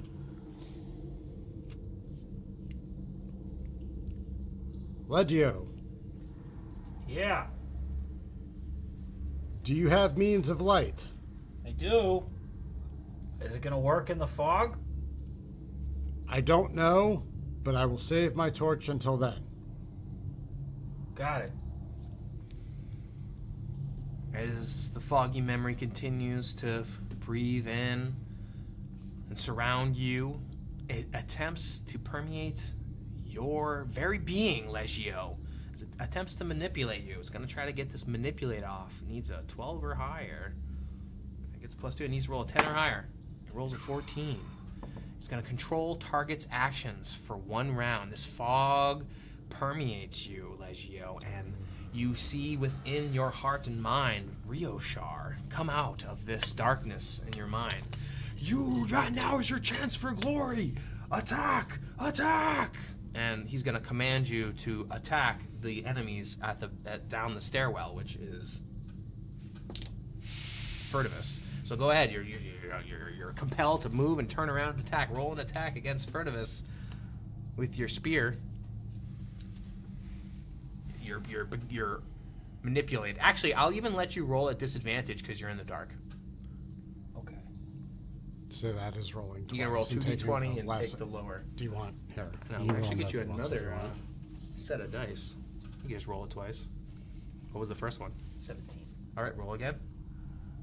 8. Okay, total. Well, add up your attack bonus. Right. So 21 and 12. Oh, 12. And what's your armor class? So 12. 16. Okay, so we're using the 12, so you're swinging, and out of the darkness, you can feel the swing of a blade, of a spear. Yeah, man, what is that? It's obviously Legio. Feel the is thrusts turn- in the air, and Yeah. he's able to Knock dodge. it off! What's going on?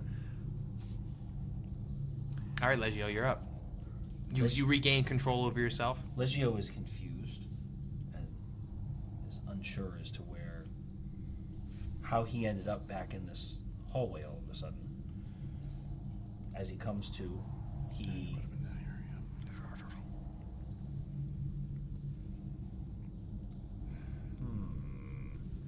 tries to envision,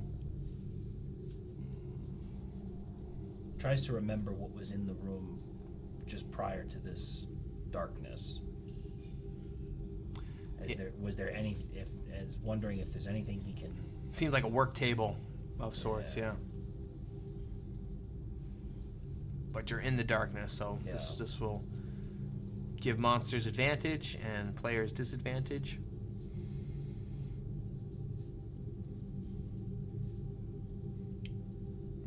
Fog, is it like a literal fog that's gonna, or is it just like a gust of wind blew out my torch? Is that what we're going with? It's a literal fog that's here. It's, a manifestation of a foggy memory. But it's essentially a creature. If I light another torch. No, yeah, you could light a torch. It'd be fine. It's not like smothering anything. Okay, I will light another torch. Okay. To be able to see. All right. So we're gonna, since you're in the dark, you're stumbling around trying to get your stuff. We're gonna roll a dex check, DC 12, to try to light this torch. Good luck. I feel like my discipline should be better considered in these endeavors, because I remember where my torch is. Then you won't roll at disadvantage. Good job justifying your existence. Hey. And you still roll it too. Luck die, luck token. Light is a huge advantage for sure, because people won't roll at disadvantage. All right, we'll use the luck token. All right, go ahead and roll it up. I don't want to. You need a 13 or higher, right? Because you have a -1 to dex. Yes. Here we go. This is it. Legio, time to shine, literally. 17. 17. Hey. With your training and discipline, I put my pack here, I put my stick there, I put my thing there, and it lights up. And with a burst of flame, you bring illumination to the land. Nice. Yeah. That felt good. Not gonna lie. Yeah. That felt good. You heard it here, folks. Okay, yeah. Too bright. So there you go. You can see that this foggy memory seems to showcase different scenes with Rioshar giving you commands, training you guys in the battlefield. Does the fog react to the light at all? No. All right. Furtivus. The fog is still around us? Mm-hmm. All right.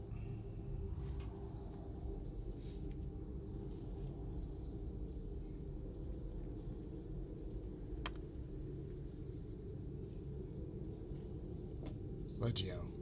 Yo. Despite our different paths, we both have endured Legion training. In our own ways and in our own paths, we are both men of honor. Is this just reminding us that the fog is here? Or? Yes, yeah. Okay. That is the Thank you. creature of the fog. And we can't attack the fog. You can. Wow. Did you say we couldn't? Did I say you couldn't attack it? You said. I didn't pick up on that. Oh, I thought you said check the tape. Let us steel ourselves against this doubt. And with that, You're still guilt tripping. You can't attack it. I'm not trying to attack Okay, it. yeah, that's fine. Oh, he couldn't attack. Yeah, he was suffering from a guilt trip, and he couldn't attack it. All right. You were compelled to attack him. him. Yeah. No, I'm on board now. Okay, I'm caught up. Follow my lead. Okay. And Furtivus remembers in basic training, as all of the Volpes have endured, the traditional slap, slap, double hands on shoulders. Senex experienced this, Somnolentus experienced this, all the Volpes have experienced this. Okay. He does this to Legio to steel him against any further feelings of doubt that may arise from the situation, and asks to do in kind. Slap me back, man. Is this mechanically something for a roll? How do you envision this working out? We're trying to brace ourselves against the effects of this fog. Right, and I This feel is like the you're equivalent asking of for This is the another. equivalent of a battle cry. Yeah, are you asking for another save against this guilt trip? Here? I guess if that's what it is, Yeah. then yeah. So I guess, are you slapping him back? Yeah. How are you gonna do Let's it? do it. I believe my discipline and training. Right, but what's the slap? Tell me the procedure. Oh, what's He just the told slap? you it. He just told you it. It's slap on its shoulder, and firmly down on both at Good. once. I was seeing if you're paying attention. Yes.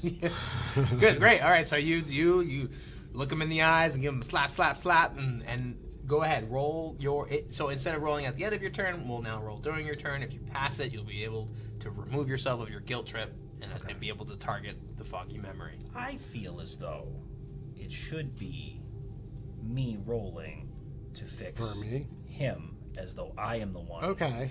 And I feel my significant training and discipline in my constitution should factor in Your to hardiness? this particular battle cry All right. and roll. Do you agree with that? I like this. I'm emboldened by his resolute nature. Yes. We are specifically relying on basic training exercises, which a soldier would be able to perform more admirably All right. than any other. And roll. Despite how much I hated it. Yeah. Go for it. Along my Yeah. constitution. Yeah. 88. It ended up being a 9. So you slap, and you heartily press him down, but his heart is too wrought with I'm guilt. just still not in this. Still, I mean, you guys built that up, but the dice just did not want to go with the Oh. story. That's all right. Sometimes that happens. Yeah, maybe the foggy memory has penetrated your minds enough in which you don't remember this training to its fullest extent. This war battle cry, this procedure. I hated it anyway at the time. There you go. It's Doesn't affect Furtivus. Well, I'm the one now with blue roll, so Yeah, it's on you. Well, So it's let me on you. ask- So you still got your turn. You can't do a thing. I'll let you get another save at the end of your turn. Okay. But you guys are really trying. I love can't it. do, when you say I can't do a thing. You I can't target the foggy memory because Oh, of your guilt okay. trip. Okay. Well,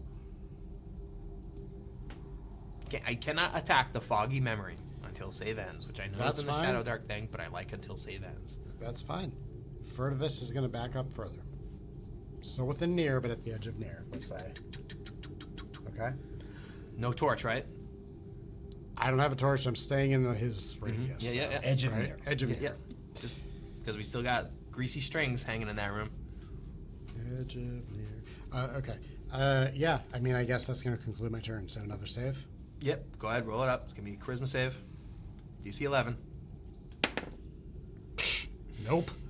Your guilt. Furtivus You're feels guilty. so bad about something. Maybe we'll talk about what that is at some point. All right. I feel like this foggy memory loves this manipulate. Let's see if he can get it off to try to make Ligio attack again, and he does. Your enemies have been amongst you this whole time. That's what Rioshar has been trying to convince you of. Go forth, down the stairs, bring glory to the Legion. Now that I can see the room and I can see around me, Yeah. and I can recognize, albeit Oh, wait. That was for the torch that went out. So yes, The we're, original. we're another like You got like 10 minutes. 40. Yeah, we're like 10 minutes into this torch. Sure. Yeah. By the book, you're right. The clock would have got reset. I tend to just leave a 1 hour timer no matter how many torches get lit, but that's fine. Go for it. I didn't drop it though. It No. seems fair. No, but like something happens, you know. Anyway, so I feel as though my discipline and understanding of the situation is slightly better now that I've seen this trick played out once. Mm-hmm. And I would like to be able to lean on my resolute soldiery to directly combat this idea that I am going to be possessed by a random piece of smoke that some asshole blew out at us from a distance. Right. Yeah, that's represented in them trying to get it off, and he does, I will grant you a -1 to your attack. Meaning you're trying your best to resist it, so you're not trying to attack your own. Okay, so what do you add to this? So you're running down the stairs and you're spear, and you're like, no, I'm not supposed to do this. What is it, +5 to your attack? It's +4 to my attack. So it would be +3. Yeah. And what's your armor class? 16. So you need a 13 or higher. Ooh, it's almost a crit. 19. so 16. So there you go. You know, unfortunately, you're just... so roll for damage now. What is it, D6 +4? What's your +2? What's your armor? What's your hit points? 7. Oh my god! Why did you kill this guy right here? 5. 7. Oh, with That's okay. yeah, with a heftful pierce, you stride down the stairs and. I fall and I am bleeding out.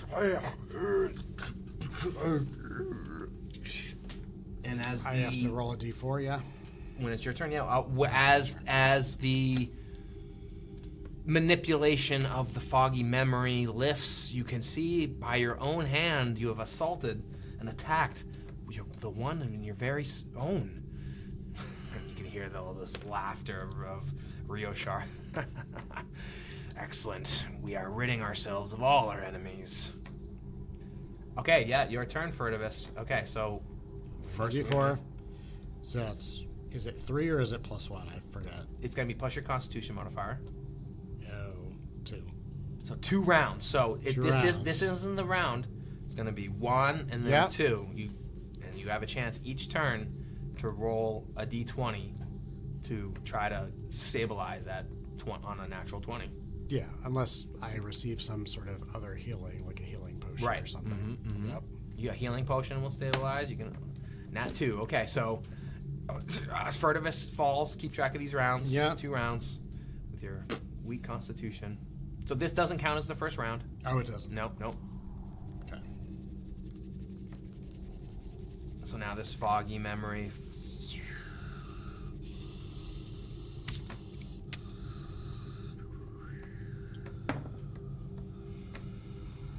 Well, that went about as poorly as it could have. Legio has... Hold on, foggy memory's turn. Oh, it's yours? Yeah. We're going around this way, Okay. right? Yeah, no. This creature manipulates the area around you, turning it into crumbling rubble and things falling around. Is going to invoke a sudden fear, and it does not get it off. So you can see through the illusion as this creature's trying to manipulate the area around you into difficult terrain. But you're like, this is fake. I have my feet stable underneath me. Legio.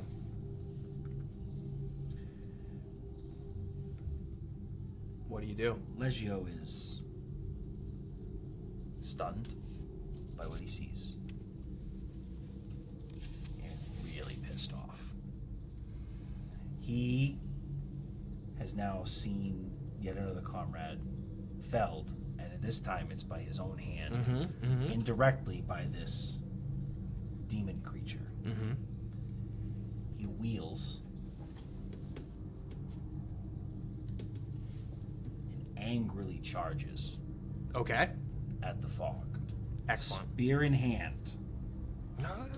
But before he does, he remembers he has a potion of healing in his back pocket. Okay. That he leaves.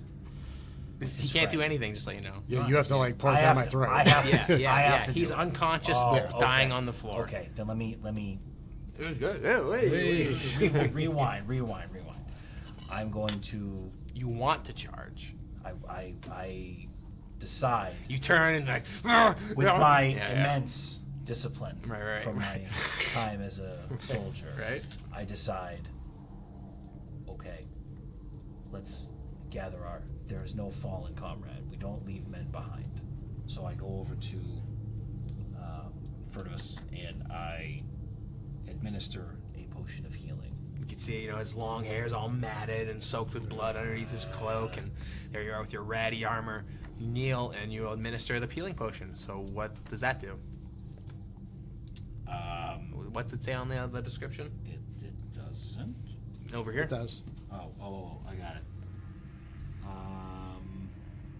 The imbiber of this potion regains hit points based on its level 0 to 3. So he's the 3rd level character. Yep. Okay, so he gets 3 hit points back. Okay. One D3. Sorry, Hold 1D6 on. hit points. 1d6 hit points. Yep. Are you rolling it or am I rolling it? What would you prefer? Rolls have been great. So. Not that I've been super bad. Whatever, right? But 3. average, I'll take nice it. and average. I'll so take it. kneeling beside your fallen comrade, you pour this potion into his mouth. A little. What's it taste like? I'm not drinking it. You tell. What's it taste like? Fucking vanilla. You going with Cream the- soda. Yeah, cream soda. Cream soda, yeah. A refreshing cream soda. Huh. I smelled anise. The licorice kind of flavor. Oh, anus? Oh, You mean anise? anise, yes. Anise. You say anise. What The is it? spice. The spice. It's anus. Okay. Anus. Okay. So you save your. Is that the only potion you have?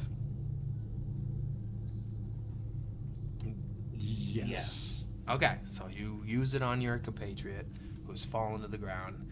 You are revived at the hands of your friend, Furtivus. You're Thanks. relieved of your guilt trip. Oh, damn it. Okay. Your turn. Your move. Steal myself. I am seething, waiting to All right. charge.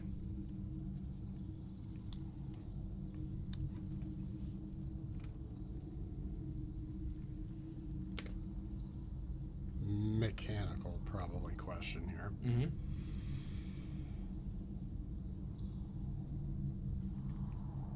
Is hiding an action?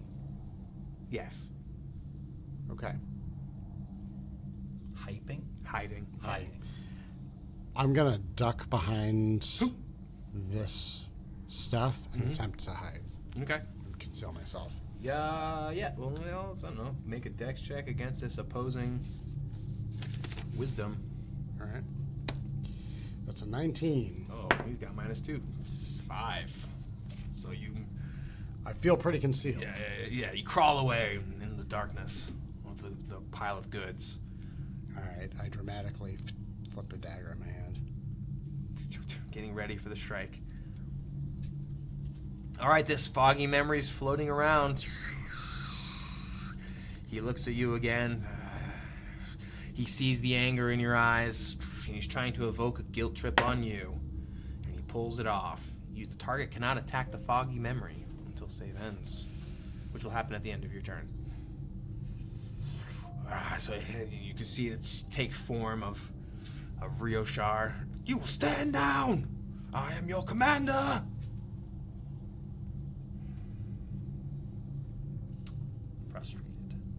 Frustratedly. Your move, Legio.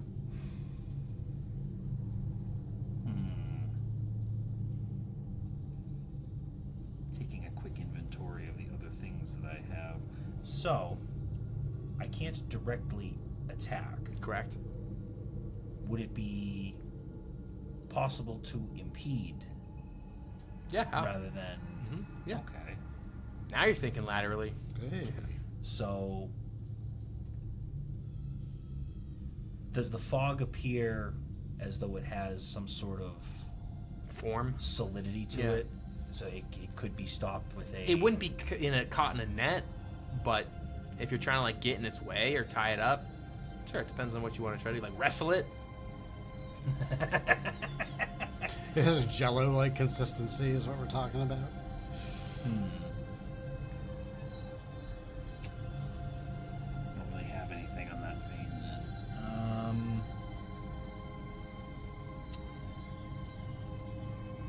Well, I do have... So, it would not be an attack if I, let's say, lit something on fire and threw it. Right? At it. Near it. Like what? A flask of oil? Yes. That Sure. I will call that. I figured that type of Indirect loophole. Yeah. damage, But I try to okay. attack this. Yeah. Okay. Fine. All right. And then, so what am I? So I take my lit torch. Yep. I light the oil flask, Yeah. and I throw it at the feet of this. Yeah. Just foggy memory. Okay, so let's do this. You're gonna make a ranged attack. It's gonna use your dex roll. If you nail it, you'll do the full d6 damage of an oil flask. If you miss, you'll roll it and do half damage. What's a miss? If you don't hit the armor class of the monster. Okay.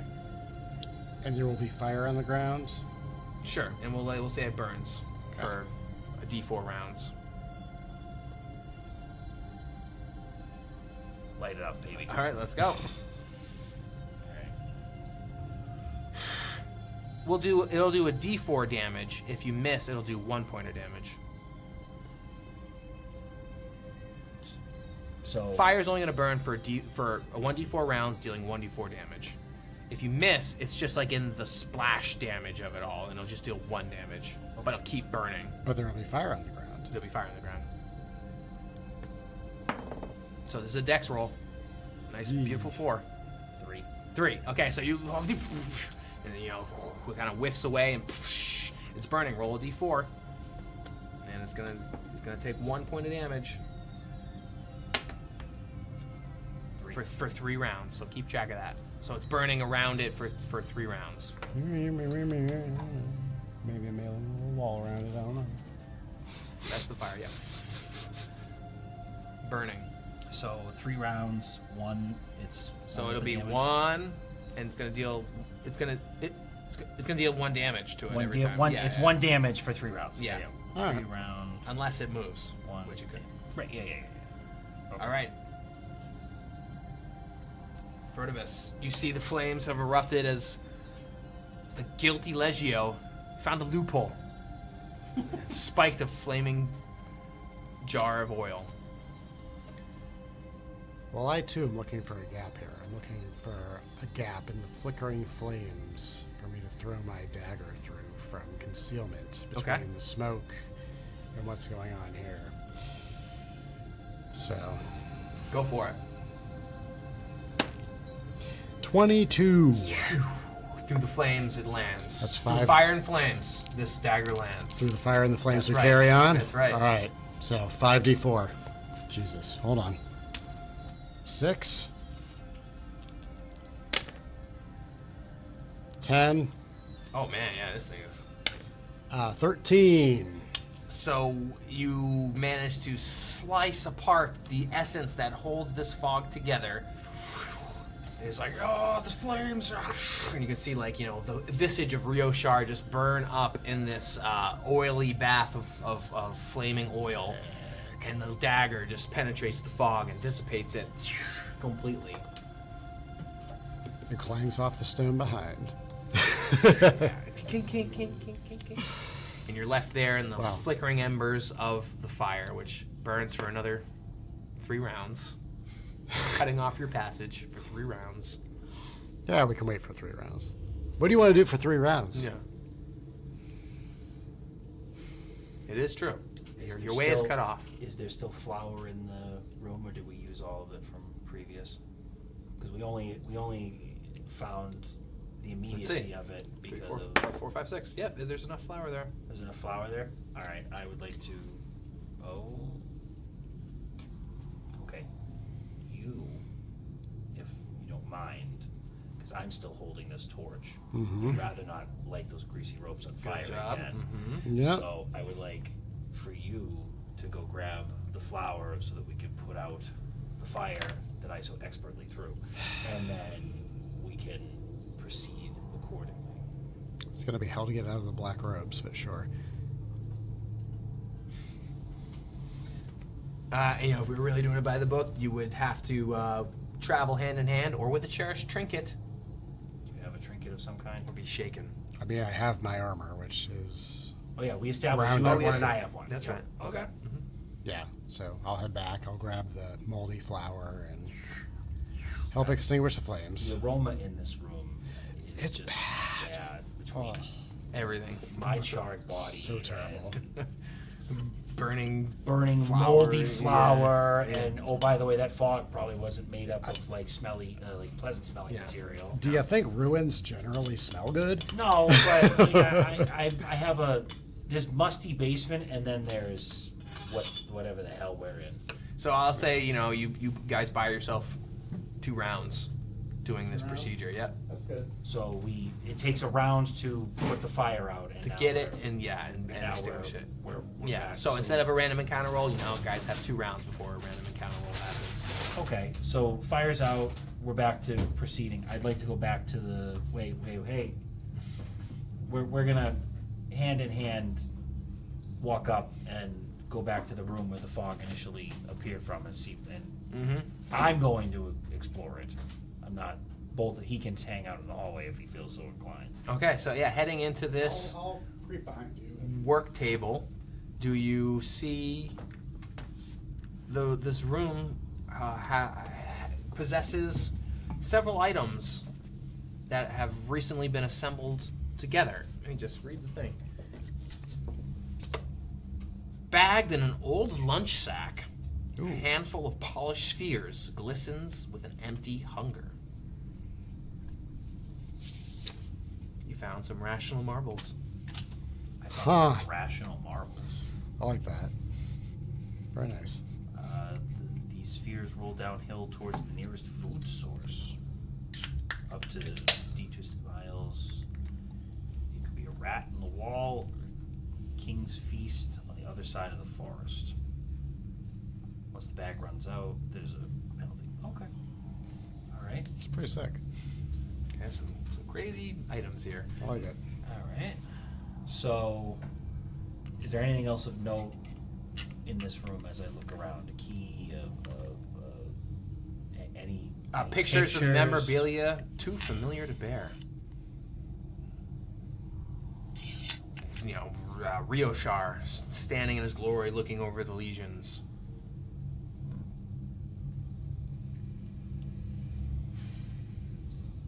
Okay. I would like to. Well, what do you? I've searched. I've looked around. I want to see like. I would like to drink my healing potion, actually. I'm gonna watch him drink his healing potion. Okay. Brutal. 1 hit point. You know what? 4 hit points is better than 3 hit points. Hey, that's mathematically true. Mm-hmm.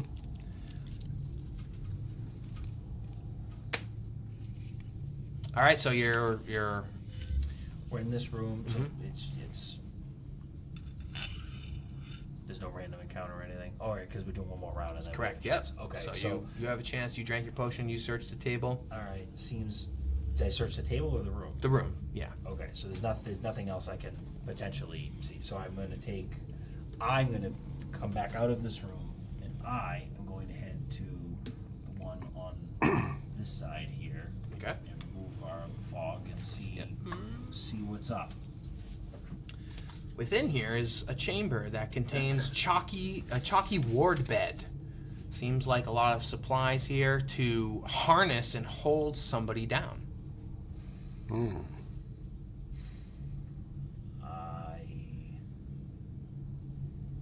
Have I taken an action coming over here or no? Or do I have can I search this room? Yeah, after? you could search the I'd room. like to search the room and see what I see. Okay. Actually, I did the treasure table wrong. It's a D100, not D20.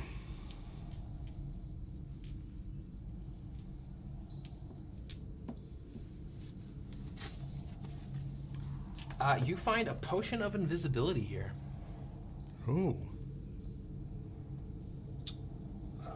Is this something I could take with me, or is Yeah. this like, Yeah, man. Okay, just make it. Okay, well, You got an inventory slot? Put it in there. yeah. Well, since I've used up a few torches and a oil flask and whatnot, yeah. So I'm going to put in the. Where was I? Invisibility potion. Okay.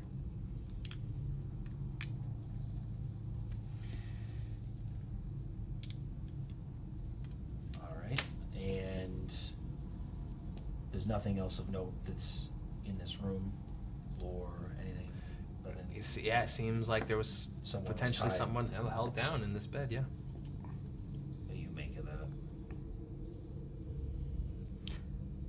I do not feel like we need to disturb this right now, but it may come in handy later. That's the impression I get. All right. Well, I've done my searching. There's one more room to go. Okay. And let's see, random encounter. Another random encounter. Let's see where this game goes today. Okay.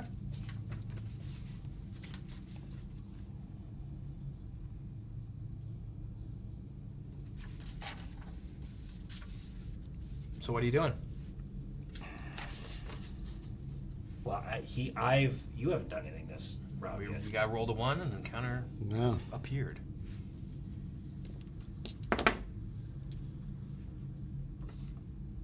I mean, I think at this point, not knowing what is transpiring,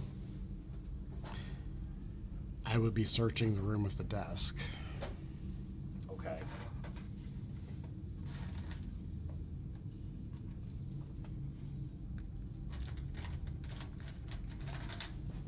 Since we're traveling in pairs, I'm just gonna tilt it.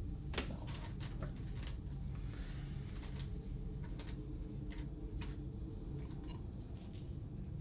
So yeah, I see that desk. I'm rifling through whatever contents are on there. Yeah, there seems to be some sort of workshop here, filled with these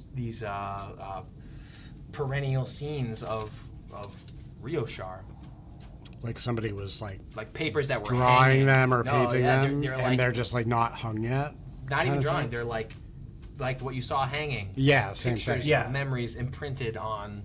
Someone's creating these. There's a bunch of strips of these on the table. Yep, Okay. And then there was a bag of rational marbles. Okay. Yep. So you open this door. Inside here is another chalky ward bed. But in this room, as you open up this door, you can see there's like the manifestation of the worst obtrusive thoughts you've ever had. Chunkily, bumbling, intrusive cobble of ill-formed intent and misguided effort. I put 2d6 and I rolled an 8. There's 8 of these guys. What the fuck, Throw them Alex? right on the table there. What's wrong with you? Are these little, I'm useless, and then another thing is just like, I can't do it, I failed.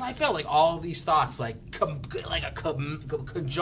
chunkily, bumbling, intrusive cobble. These mass of these things just totally ransacking this place.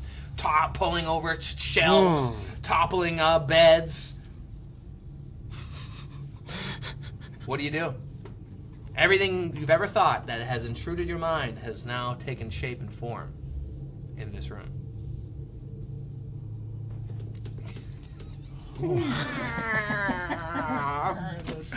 That's how real men do it. We just block that shit out. No emotional intelligence. Just shut the fucking door. There it is, folks. Yeah. Thoughts, huh? Not on my watch. I couldn't help myself. Oh, okay. Back to reality for a moment. So there's all the are these creatures I need to have some sort of initiative over, or am I? I could totally see you just opening the door and you're like, nope. It's just closing them. If you wanted to engage them in combat, you could. There's 8 of them bouncing off the walls and crawling under the bed. And it is very much similar to the room that you've seen. There's just 8 of these fucking buggers. This was the random encounter that was rolled, 2d6, and I rolled an 8. As a soldier, I don't enjoy the idea of leaving creatures behind me that could proceed to attack us later. So my question is this door you're openable 4 times outnumbered. Is this door openable from the inside? No. If I leave this closed, they are not You're right. Again, ward bed, restraints, captive, it's like these things are hell holding somebody in there. So I look at my faithful companion Furtivus, and I ask, hey, do you think you can unlock the demon door? You want to try to pick that, or why don't we just move along from this particular incursion? We could move on. I could throw some fire. Well, this is yes. Closed, I think room. I did not see any other means of egress. Therefore, as a soldier from the wars, you know what you might need to do. All right. Well, I guess since that oil flask worked so well with the fog, I think, while it may not be the most honorable solution, I'm pretty irritated by how this has gone so far. I'm ready to tap into some war rage, and I opt to face your insecurities with anger.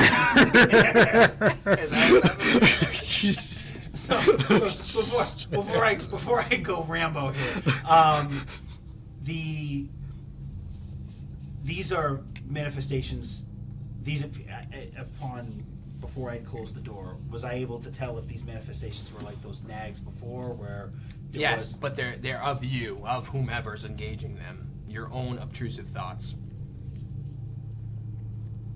But as we've established, me throwing fire is not engaging them. I can just Tomato, Yeah, at this point. yeah, It's yeah. like a 20 by 20 room. Like, Are you trying to search the room without engaging them? I'm trying to decide at which. Me personally, my thought was I would like to leave that door closed and walk away. Mm-hmm. My traveling companion seems to suggest that it might be a better idea to indirectly engage them. it's how I live my life, man. Jesus Christ. So I'm now weighing my options as to what.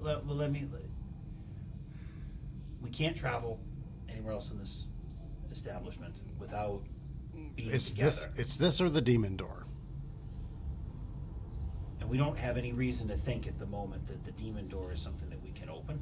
I don't think it's urgent, at least. But I would feel better. It has yet to be engaged. I would feel better not having this hanging over us. You are 4 times outnumbered. I mean, he can always toss it in and shut the door again. Like, and I we see what just you're saying. see what happens. Yeah, no, like explode some flame if they can't be resisted. All right. I see no reason to leave them behind us, leave an enemy that could, in theory, figure out how to open a door at some point. Yeah, we'll just So- toss it in and walk away. While the humor of this was fantastic, I'm going to You're going in. I'm going to SWAT style. light my Yeah, exactly. I'm You're gonna- flashbanging that shit. take that oil flask. I'm going to light it and chuck it in the room. You have another one. I do have another Okay, one. I okay. do have another one. Whoever created that character was very thoughtful. Right. And I am going to chuck it into this room, and Okay. I'm going to see what happens before I close the door behind them. But Mm-hmm. and given the rage and the general close proximity, it feels as though I could, in anger, rely on past memories of my more violent urban soldiery to engage these creatures in some less than heroic combat. This just goes darker and Those darker. games of doing drug raids are coming out now, where you get to kick in the door and throw down some burning oil. I'm throwing. All right. So here's what we're gonna do. You're opening the door. You'll have your thing, the glass of oil already lit. You're gonna spike it down. You're gonna try to break the armor class. If you do, I'm gonna say you get them all in the burning oil, which will be a D4. If you miss, it's gonna be that 1 damage over D4 rounds. It'll burn for D4 rounds regardless. Okay. But my throw is still based on. Dexterity. I keep trying to angle for the Constitution. No, you're literally throwing a. Unless you're running the ball in, which is a bad idea, by the way. I accept. All right. Here we go. Kicking in the door. There he is in his stinky armor. 13. 13. All right. Armor class 9. So you hit it in that sweet spot. As all these are, I'm useless. I'm terrible. And then it erupts in a burst of flame. Go ahead. Roll for damage. Is it D4? D4 for damage. 1. 1 damage. It's all right. You stood up to your insecurities. Yeah, exactly. Only a hero can. Now shut the door on them. Now, how long does it burn for?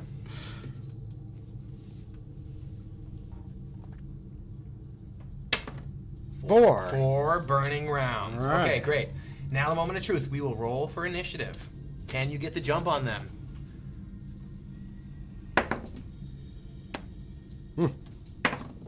16. 23. Oh wait, what's the initiative's bonus? Dexterity. Oh, It's sorry. okay. Can you beat 15. 20? Yeah, 23. I won't implement it here, but I remember we did evens clockwise, odds counterclockwise. Because that would be nice to go counterclockwise for you guys. But okay, so Furtivus, you see him spike that flask of burning oil in there. You hear the squealing cries of the obtrusive thoughts. What do you do?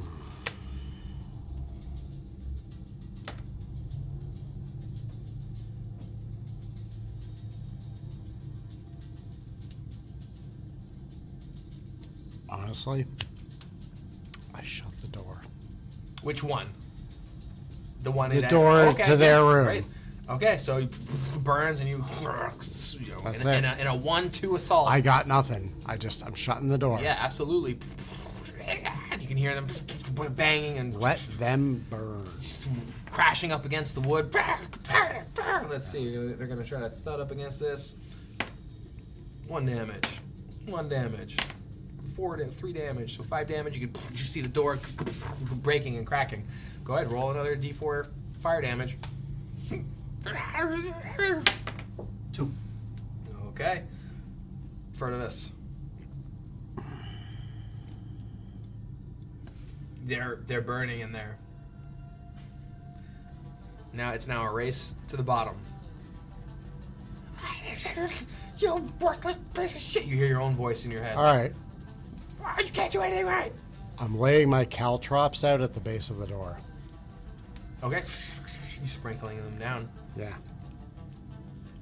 Okay. And stepping back, by the way. Yeah, Let's just rolling say I'm stepping back. Let's see. Yeah. Over here. I'm in front of you, but we're not next to the door. Sure. Okay, so they're banging up against the door. Only 3 of them can really doing much against it. The wood's cracking, but it's not splintering. Let's go, burn, baby, burn. 2. Okay. This feels wrong. Anyway. You're burning the thoughts of your mind. All right, Furtivus, you guys are holding strong against the door here. Holding strong might be an overstatement. The door isn't broken. The flames are burning. These creatures are pinned down in All right. there. I think you're holding strong. GM adjudication here, but I'm knocking an arrow just in case that door breaks, so I can Yep. loose it when it happens. Okay, yep. Another one hits. Another one hits. Another one hits. The door breaks. Oh yeah, the door's All splintered. right. So the first thing that comes Go ahead. out. Yep, fire it. 13. It hits. Roll for damage. Sick. Yeah. 2. All right. To whatever came out. Okay, Legio, this is burning bright. Go ahead, roll for damage first. There's one, poking out. Let's see. Not used to the triangle. 3. Okay, Great. great. So that one that took the arrow burns up and is trying to, crack through the door, starting to claw his way through, and then burns up in the fire and flames as it dies. The others are crispy and these deformed masses. It looks like Legio. It looks like Furtivus, but just mutated and deformed, sort of like pudgily, like little clay models that were just misshapen. And they're just filled with all the terrible things that have popped into your minds. So, being a soldier with a sword and spear, Yep. Mm-hmm. I am looking at the Three layout. spears. Oh, yeah, I won't hold one. So, There's 7 left. there's 7 left. They're burning alive. They're burning They're alive. close to death. The fire has 1 round left. 1 round left. Yeah. They could burn alive. They could. So what I would like to do is I am looking strategically at the door and situation because of my range, my weapon only requiring a poke as opposed to a lateral swing. I am wondering if holding shield and standing at door can pin them into the room still without hell yeah. Yeah, they can't move through your space. without multiple of them at once attacking. Like it's one of them at the door and I can stand there and I am not now I am far enough away that the flame is not. Yeah, absolutely. I think that's great. Thermopylae, motherfucker. Yeah, and you could even do the spear over the shield and try to attack one. I'll Yes. even give that to you too. Then I would like to thrust my Go spear for it. over Yeah, and you're said like shield. holding your shield up against the broken crack of the door. For an 11. You hit. Roll for damage. Hey. Your spear. I lost it. 5. 5. You penetrate this little ugly-looking one that looks like you on a bad day. Okay. I hold fast to the Furtivus. door. Yeah. Furtivus looses an arrow at the closest. I'm gonna say roll at disadvantage because he's clogging the door. Okay. I'm going to say my military discipline would give me the instinct to lower myself with the shield still there so that once I have thrust an attack, I am now back under my shield and he could shoot over me should he desire. So you want it both ways. I'll say fine, but then 2 can attack you. Where if you stand up strong and block the hole, none can attack you. Like, because you're blocking the How hole. confident do you feel, sir? Feels like you want it both ways. No, I'm gonna say, go ahead. None can attack you, but now he's getting Yeah, disadvantage. but over my head wouldn't mean I could get flanked. No, but swatting down and 2 people could come down. Both ways. I'm giving you a hard choice. He's still getting an attack. It's just at disadvantage, and you're not getting any attacks against you. Disadvantage. I was just trying to get rid of Yeah, this. yeah, that's great. I Take love the- it. all right, I'll I take gotta this advantage. creatively Fine. push back at the same time. Yeah. No, it's good. Go for it. You can still get it off. I like the cut of your jib, Look at sir. that. 16, 19, 16, 13. Which is +4, so great. it's 17. Yeah. You're working in coordination. Roll for damage. Pinky. 2. Just enough to take out that last one. Third one. Yep, 5 left. Do not throw the minis, sir. All right, so this. I'm sorry. I'm sorry. These are lovingly Oh, hand-painted, you're right. vintage Hero Quest miniatures, sir. They're a little bit hardier than some of the other ones, but I'm sorry. everyone cast your hate. Do as I say. Go ahead. Everyone say don't throw the minis in the comments. Don't throw the Hashtag don't throw the minis.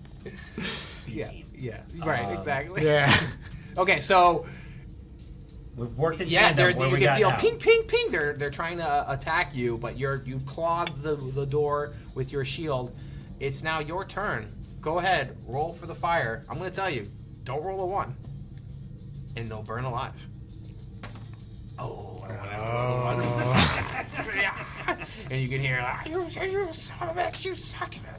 And just the last whispering voices of your own obtrusive thoughts die in a burning mass of crispy ash.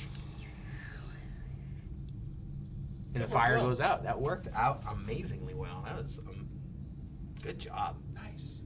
And all the treasure that was in there is destroyed.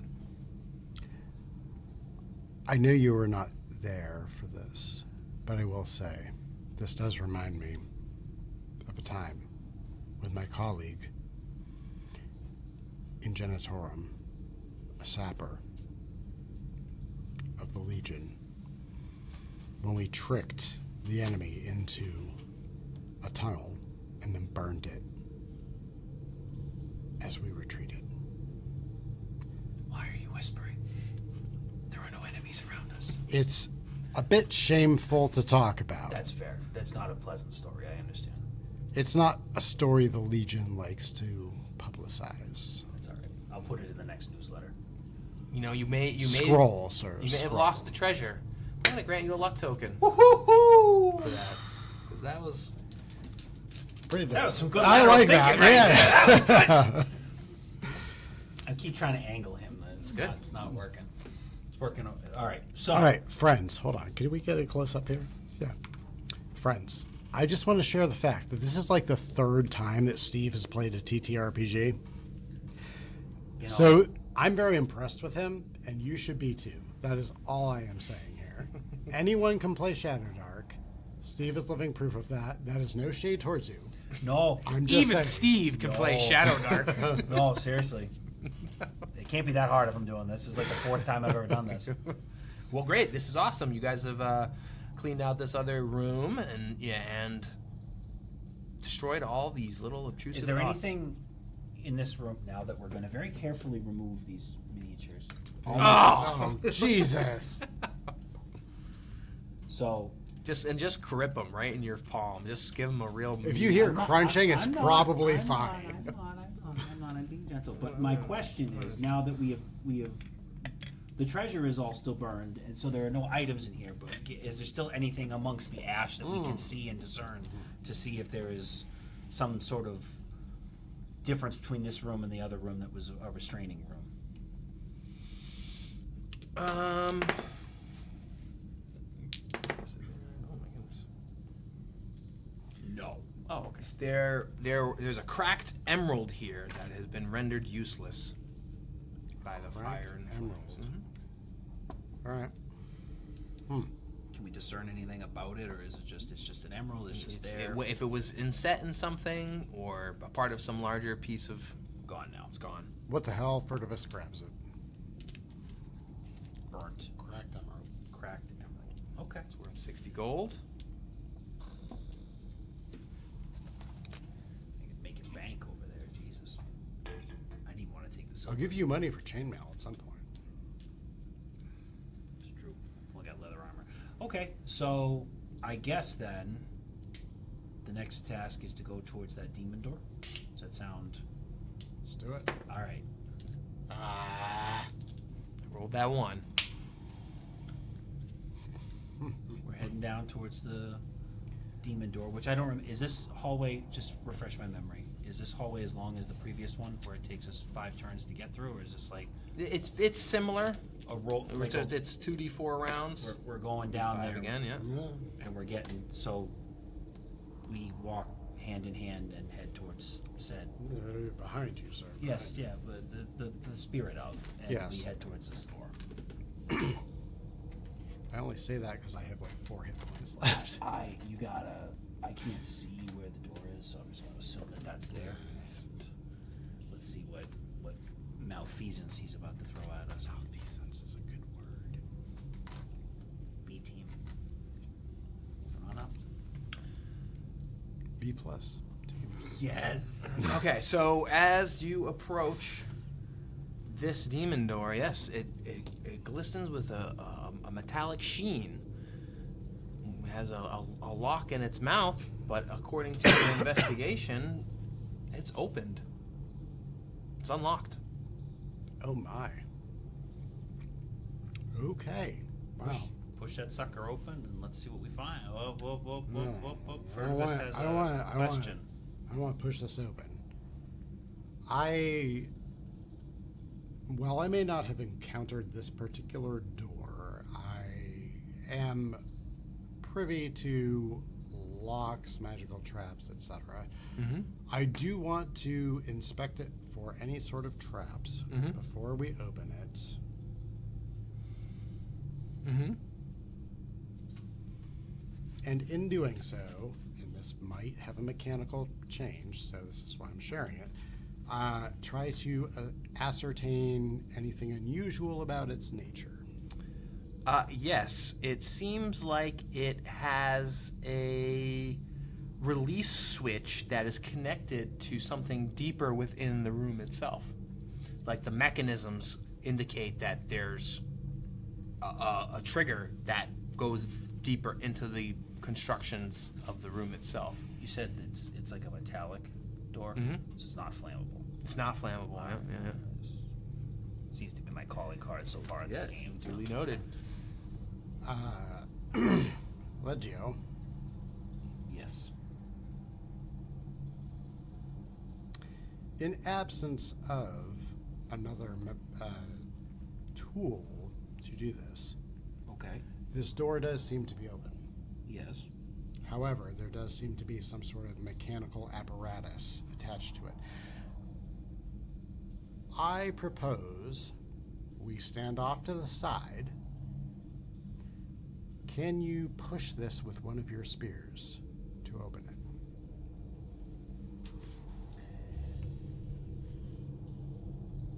It looks like a heavy door. I mean, I can it help does- you with the actual It does appear physically opening. that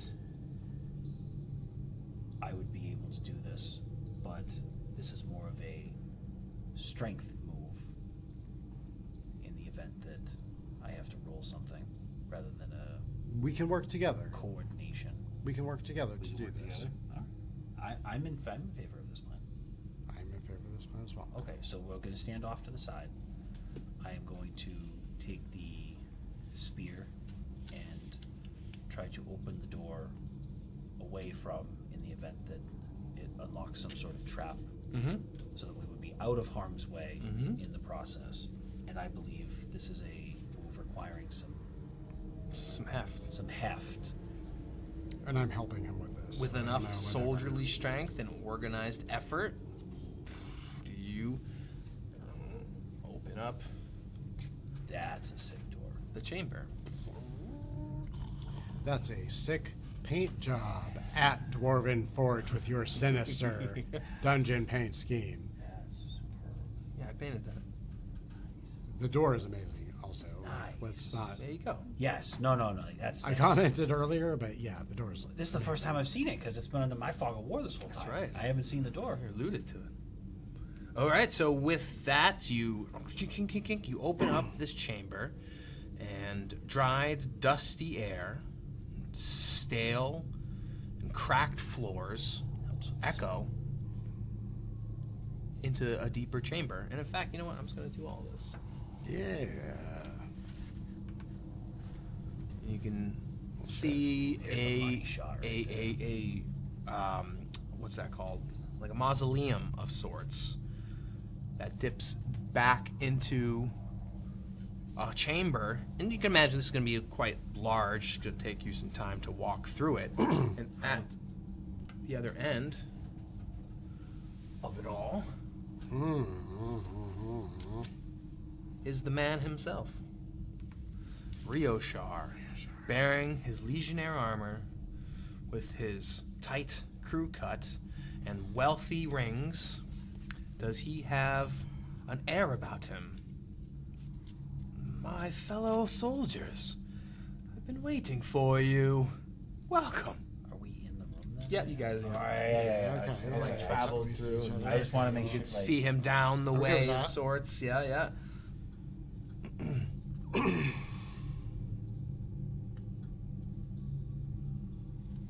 Okay. And he seems to be opening up these coffins as well, too. There's 2 coffins. Have you come to finally rid ourselves of our horrid past? And there's just, something about his, he's like warm and welcoming and appreciative of your presence. Oh, just the help I've been looking for. Legio and Furtivus, my 2 best soldiers. Come, lend a hand here, and we will bring glory to the Legion. What the hell you been sicking all this stuff on us for then? Well, these ruins do have a presence about them, something that I myself have been trying to undo. But within have I found the cane of recollection. in these two, they're inside the crypts here. But you already have it. Are we pulling this out for you, or is this something you've already found and we're digging further? We're digging further. Okay. We just need the final pieces here. I have searched far and wide, and these runes have brought about a future that I cannot wait to live upon.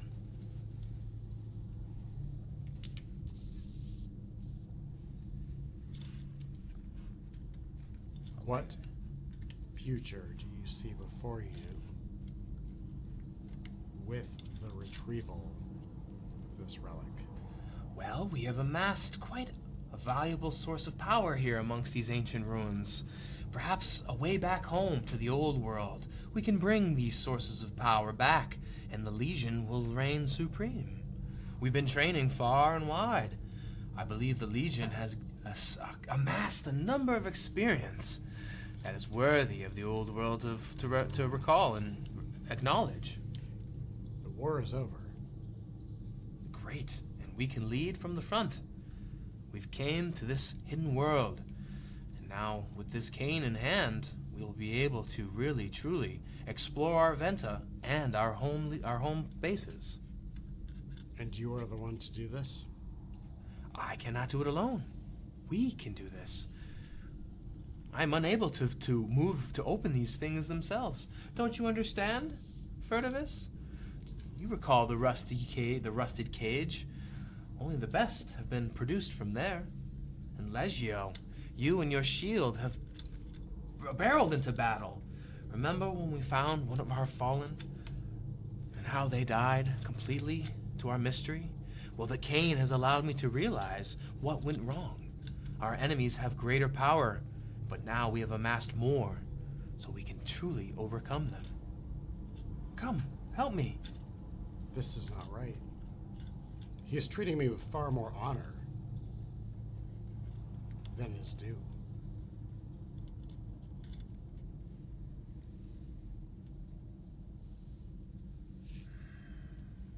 Would you say you have been trying to rekindle positive relationships and trying to make amends? Or do you feel like you have been kind of turned off or... With this fucker or the Volpe? With this fucker. With this Yes, fucker? No. yeah, with Rio's No. Furtivus is not receptive to any sort of What about you? tidings of ill Legio is... Yes. will from him. Legio You've is, mentioned numerous times visions of glory and Legio is conflicted. Because for all of the trials and tribulations we've gone through to get to this point, he's not sure he wants to trust anything that he's seen to this point. There is one beacon of order and stability in this new world for the Volpe Argentum. That is not you. That is hilarious. Ah, hilarious. I've heard his name mentioned throughout the outpost of Arventa. Well, perhaps we will have him join our ranks soon enough once we gain this cane in his full power. I'm sorry. Him join our ranks? No. No. He is the ranking officer in Arventa.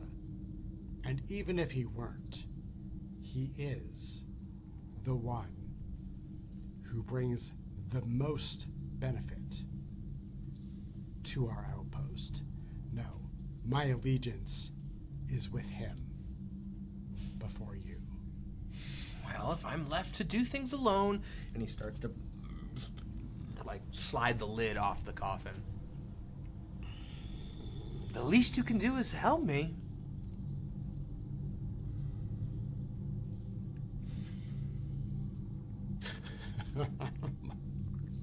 Okay. What do you think? Making amends or Do something? Not Yeah, or no, untrusting. I'm trying to follow my own little stupid write up here and trying to make sense of it all. No. So And I'm going to re-roll a reaction roll to the moment. And if you guys have made amends, you roll with advantage. Otherwise, the reaction is rolled with disadvantage on the reaction table. So it falls in that hostile, neutral, friendly, curve. And I'm trying to see if his former hostile reaction is the same, or if he's now friendly towards you guys because you've tried to make amends, or you've like believe in the vision that he has that you have seen throughout here, and that he's trying to. Legio is comfortable helping open one of these coffins. Okay. But has not necessarily made a formal decision on forgiveness or amends. But he wants to believe that there is a positive out of this, that he can rekindle these days of glory. But his experiences up until this point, and his literal burning of his previous memories, has made him think. One that you've forgotten too, by the way, by putting the ash in there.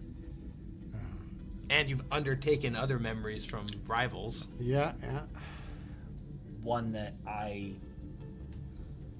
By the way, the Testudo do not like him. Okay. It was under his command where they lost Sure, right. their. Okay. So I want to. I guess for the purposes of mechanic, say I want to try to make amends. Okay. Because I don't want to, but I'm not, as has been the theme of this excursion, I am hesitant in either direction. Okay, so I will see that beautiful sight there. I'm going to roll advantage for you, and I'm going to roll disadvantage for Furtivus for a reaction roll. Okay. So 10. All right. Okay, so 10, which is, I think, on the reaction roll. He's curious towards you, Legio. 6. All right. He's still hostile towards Furtivus. All right. This Well, is we all never liked internal. each other. This is all internal, yeah. that's So fine. you're helping him easily slide off that lid. Furtivus is stepping off into the shadows. Stepping off from the shadows, yeah. And there is a, it seems empty within here. Of course. Must be within the other one. We need the final piece, and he pulls out this cane of recollection. And it's a beautiful pole that's made of timeless make and style, but it looks like there could be metal figures screwed into the top. They must be within here. They should be topped with bygone figures, our leaders of the past. Once we screw it in, the cane will be fully operational. Come, help me. Let's work together, just like we did at the Battle of Bald Hill. Let's go. And he's, looking at you and encouraging you. Come on, put your back into it. I help him open the second sarcophagus. Okay. I'm hiding right now. Yep. Do I need to roll? Or- Nope, you're hiding. I'm hiding. Yeah, you're fine. You're Okay. hiding in the shadows. Great. Oh, that's Furtivus. He's always such a skillful spy, looking around for our backs while we do the hard work. I'm willing to do the labor as long as he's ready to That's it. strike That's against exactly what I'm those doing. that are Yep. seeking to hurt us. And as you slide off the last of the lid, there is a figure, like of these royal commanders, in their pristine form. And just as you do that, the torch goes dark as he grabs the last of the figures. And you can hear screwing it within the cane, and you can hear from inside the coffins themselves this hissing gas. What is that? What is that? And you can start feeling and hearing the gas hiss within the chamber itself. I have one more torch and one more flint. He grabs the D20 furtively. All right, let's roll initiative. Nice. 12. 10. Okay, so Furtivus, you get the jump on the situation. In the darkness, you hear the clattering of the lids.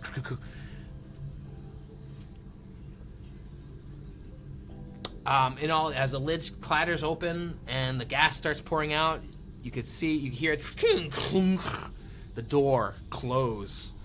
The entryway that you came in upon lock heavily. Okay. I'm gonna creep over there To where? to the door. Okay, you're in the darkness. So using your what's left of your memory. Yep. And I want to see if I can find a way to open this door.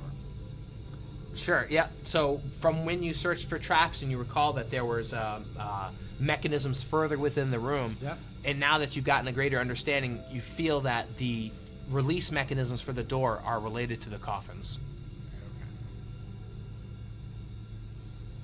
Okay. It cannot be bypassed. Nope. Okay. Well, that's a move within near, so I guess my next move is to go back. Sure. To the So hallway. you're doing your best to make Original your way position. back. Mhm. Yeah. Okay. Okay. Within the darkness, Legio, you hear, "You are truly one of the greatest soldiers we've had for the Legion. Do I have your alliance?" And it's just like these voices from within the darkness. And you can feel this gas slowly building up around you.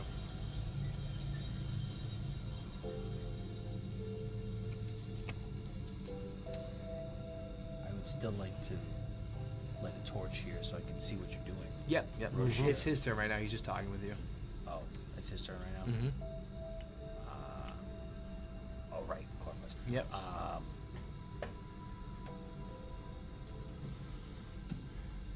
I need to know, before I pledge anything to you, what exactly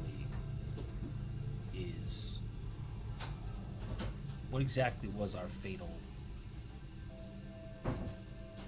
mistake in the previous war? What is it that you feel we're trying to reconcile here? Do you feel we've made a mistake? We lost, so yeah. Perhaps that is just one step towards victory. We've learned a lot. But if you feel we made a loss, then yes, I will admit, of course, it was on me. It is my failure as a leader, and that is why I'm trying to learn from my soldiers. You said it your best amongst the ranks. If those from above can't lead, no wonder why we've lost. Isn't that what I've always said? Haven't I always agreed with you on that? Fair enough. Has he? I think originally, no. Nah. Yeah.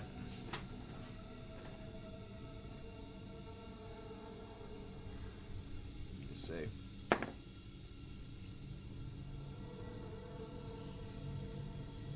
What is it that we're seeking here? Oh, an overcoming of all our thoughts and fears. And you can hear, actually, that one of the creatures crawling out of the coffin is another one of those, I'm worthless, one of these obtrusive thoughts that you've put into fires and flames. And you get the feeling that an obtrusive thought could appear every round, and the chance will decrease with every lid that's replaced.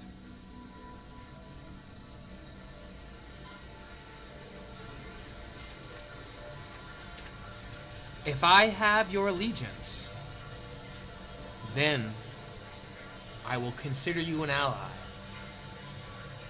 But if you consider yourself an enemy, well, you must be converted. And let me tell you, my strength has grown completely since I've been here. If you think you have it within you, be warned. So he's taunting you. He's letting you know of his strength. You're in darkness. Your turn. My actual You have your actual turn now. You have an opportunity to do something. Mechanically speaking, is lighting the torch taking my turn? Yeah.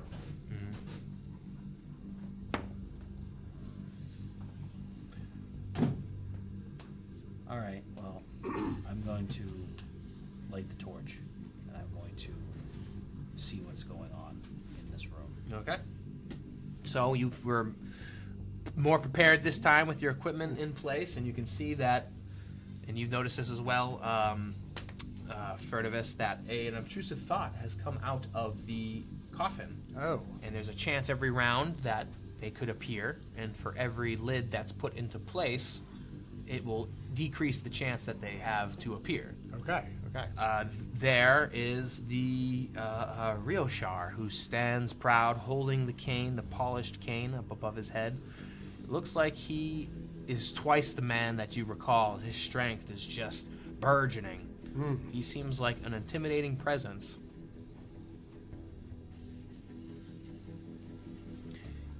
My action was taken by lighting the torch. Okay. This dude's brutal. Under the assumption that I am still hidden. Yep, you are.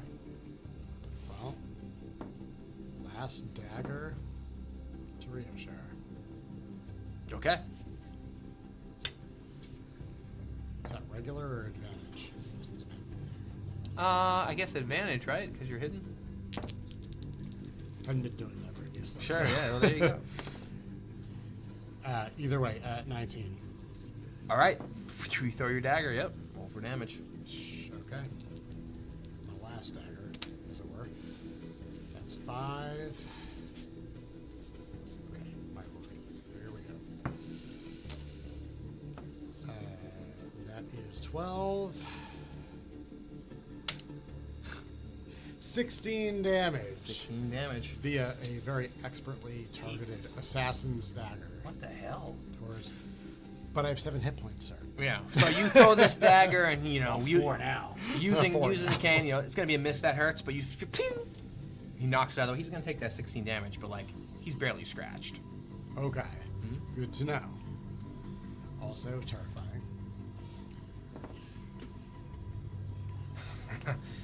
Legio, as you can see, our allies are no longer our allies.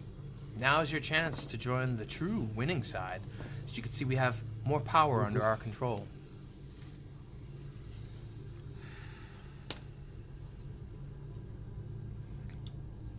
You'll either make the decision to join us, or I will have you join us, one way or another. I wrote this thing, half damage from those that had a prior relationship to it. How interesting. So you do 8 damage. Okay. Well, we both had a prior relationship to it, didn't we? Yeah, there you go. I don't understand this. What? Rioshar. What? It's obvious. These creatures, this whole thing, you were gone. There was no recollection of, there was no note of, and now you're here.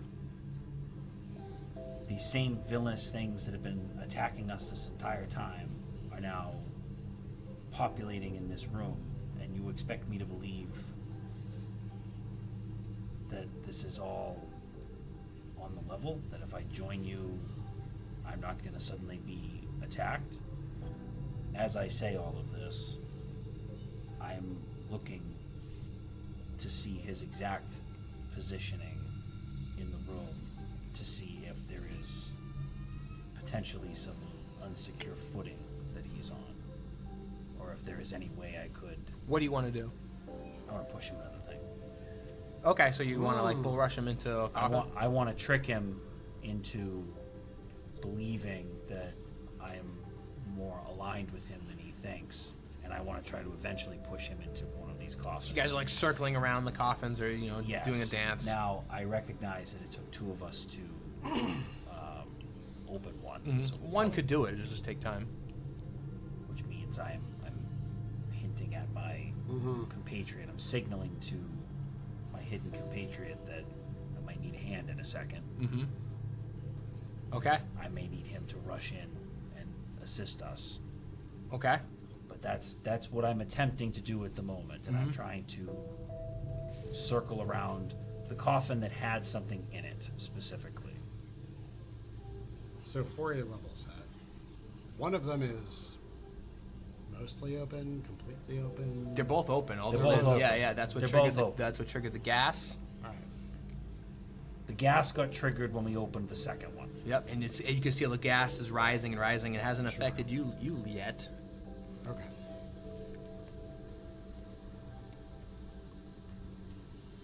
So that's what I am trying to do. Okay. And as I am doing this, so I want to. I guess I want to know if like. No, you know what? Fuck it. I'm just gonna lean into it. As I am pacing around, I have a cord of rope, Okay. 60 feet long, Nice. that No I rope. am tying into, leaving in loops in certain spots on the floor, Okay. in an attempt to Like a snare. indirectly like break his footing so that we can. Sure. Rush If you him. want to set this up, it's going to take some rounds. Yeah. A round to tie up and leave some rope trailing behind you, I guess. I could say you could bull rush him as is, and he's in the position to be bull rushed. And Okay, and, all right, yeah. fair. But if you want to set up and gain an advantage, sure, it's just going to take some time. And it's probably going to be your strength versus his strength. Just a straight roll off, baby. Nothing better.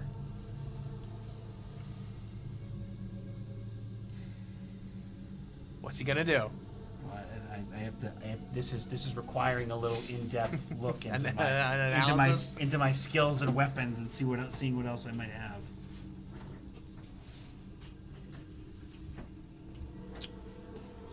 Doesn't look like I have anything that's a strength boost. Okay. All right. Well, I am attempting to, through much witty banter, talk him into a position where he would be vulnerable to be bull rushed and shoved into the sarcophagus that has the gas coming out of it. Yeah, they're both extinguishing gas. They're All right, both fine. expelling gas. All right, yeah. so then the second one that we opened, I guess. Okay. If it matters. Sure.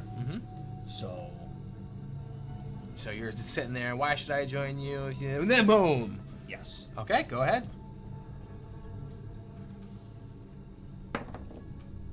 Ooh, luck token. You rolled a 4. Yes. This is the time. This is it. This is when it's needed. Oh, and that one. Do I want to roll? You trip. Oh, I wish I rolled a 20. So you stumble over some rocks, and he pirouettes, and you fly into the coffin yourself. Oh no. A straight fumble and stumble. And he looks down at you in the coffin. Legio, you will join us. One humanoid target who can see the Wurdulac within near DC 15 charisma or under its control for 1d4 days. Oh, fuck. This is you. I don't know what that is. So you're gonna need to pass a 15 or higher charisma roll, or you're under the control of this guy for 1d4 days. 1d4 days. Yep. So like rest of the session. Is that what we're Pretty much, yeah. Certainly. Yeah.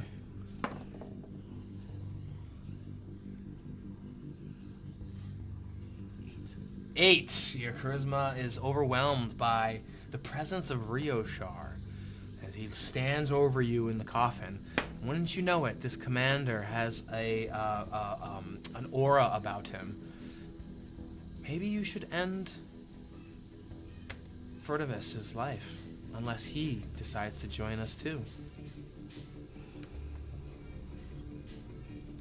So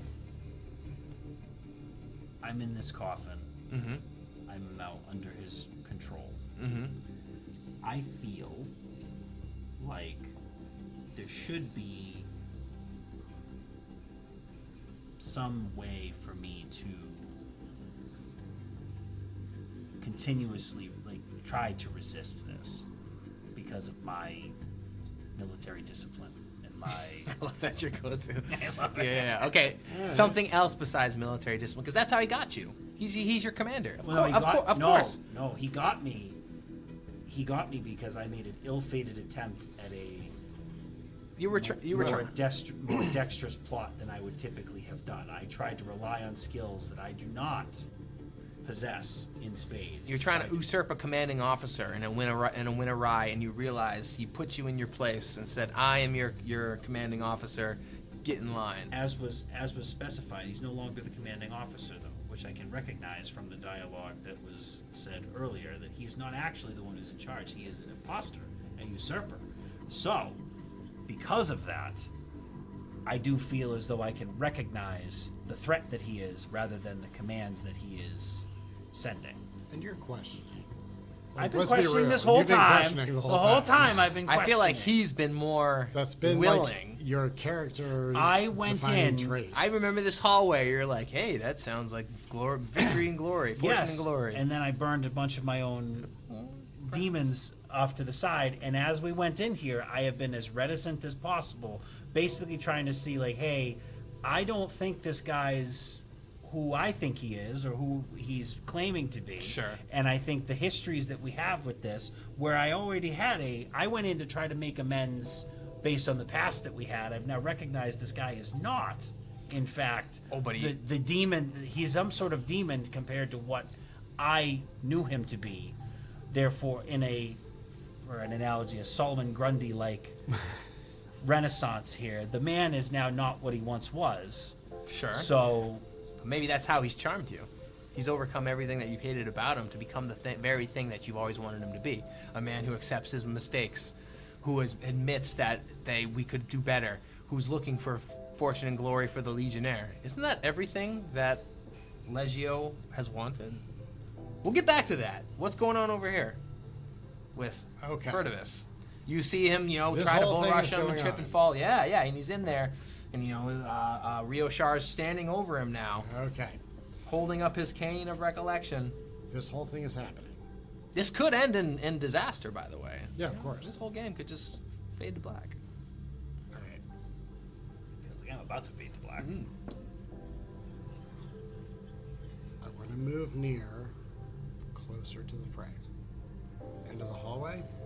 Yep, sure. Yep. You want to go into the room type of thing? I don't want to go into the room. I want to be at the edge of the hallway. Yep, okay. Oh. You bonk. Yep. Bonked my mic. All right.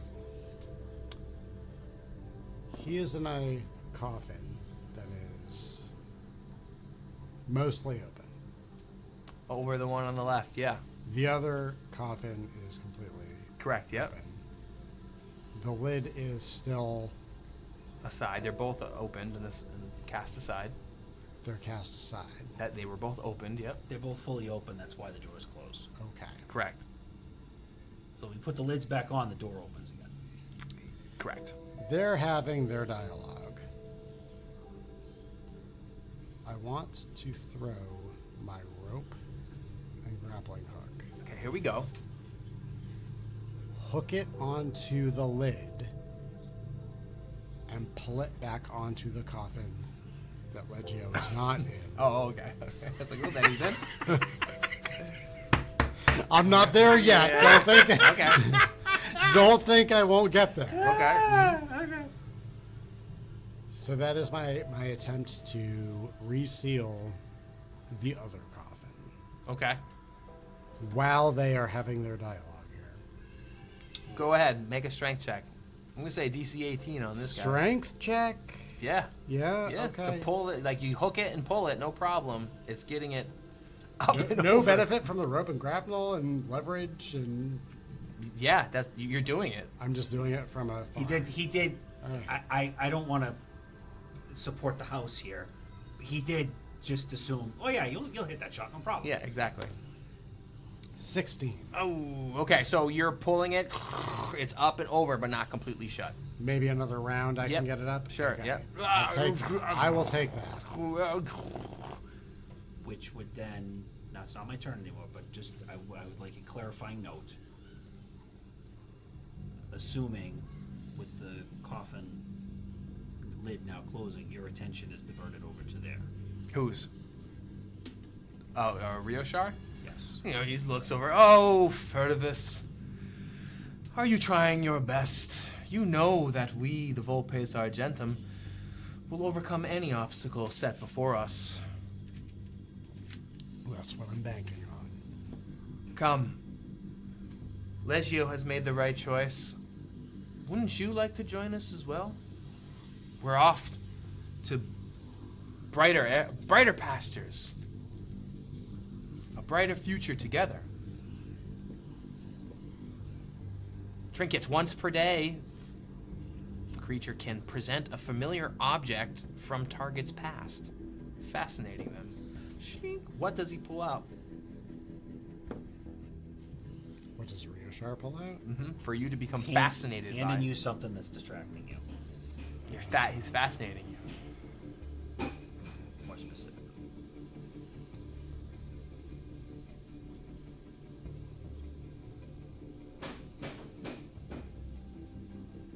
It's a child's stuffed toy. A child's stuffed toy. The reason he's doing that is because Furtivus had a mission to assassinate an enemy general. Okay. What he did not realize, upon accepting this mission from Rioshar, is that the general's family was with him. And after all was said and done,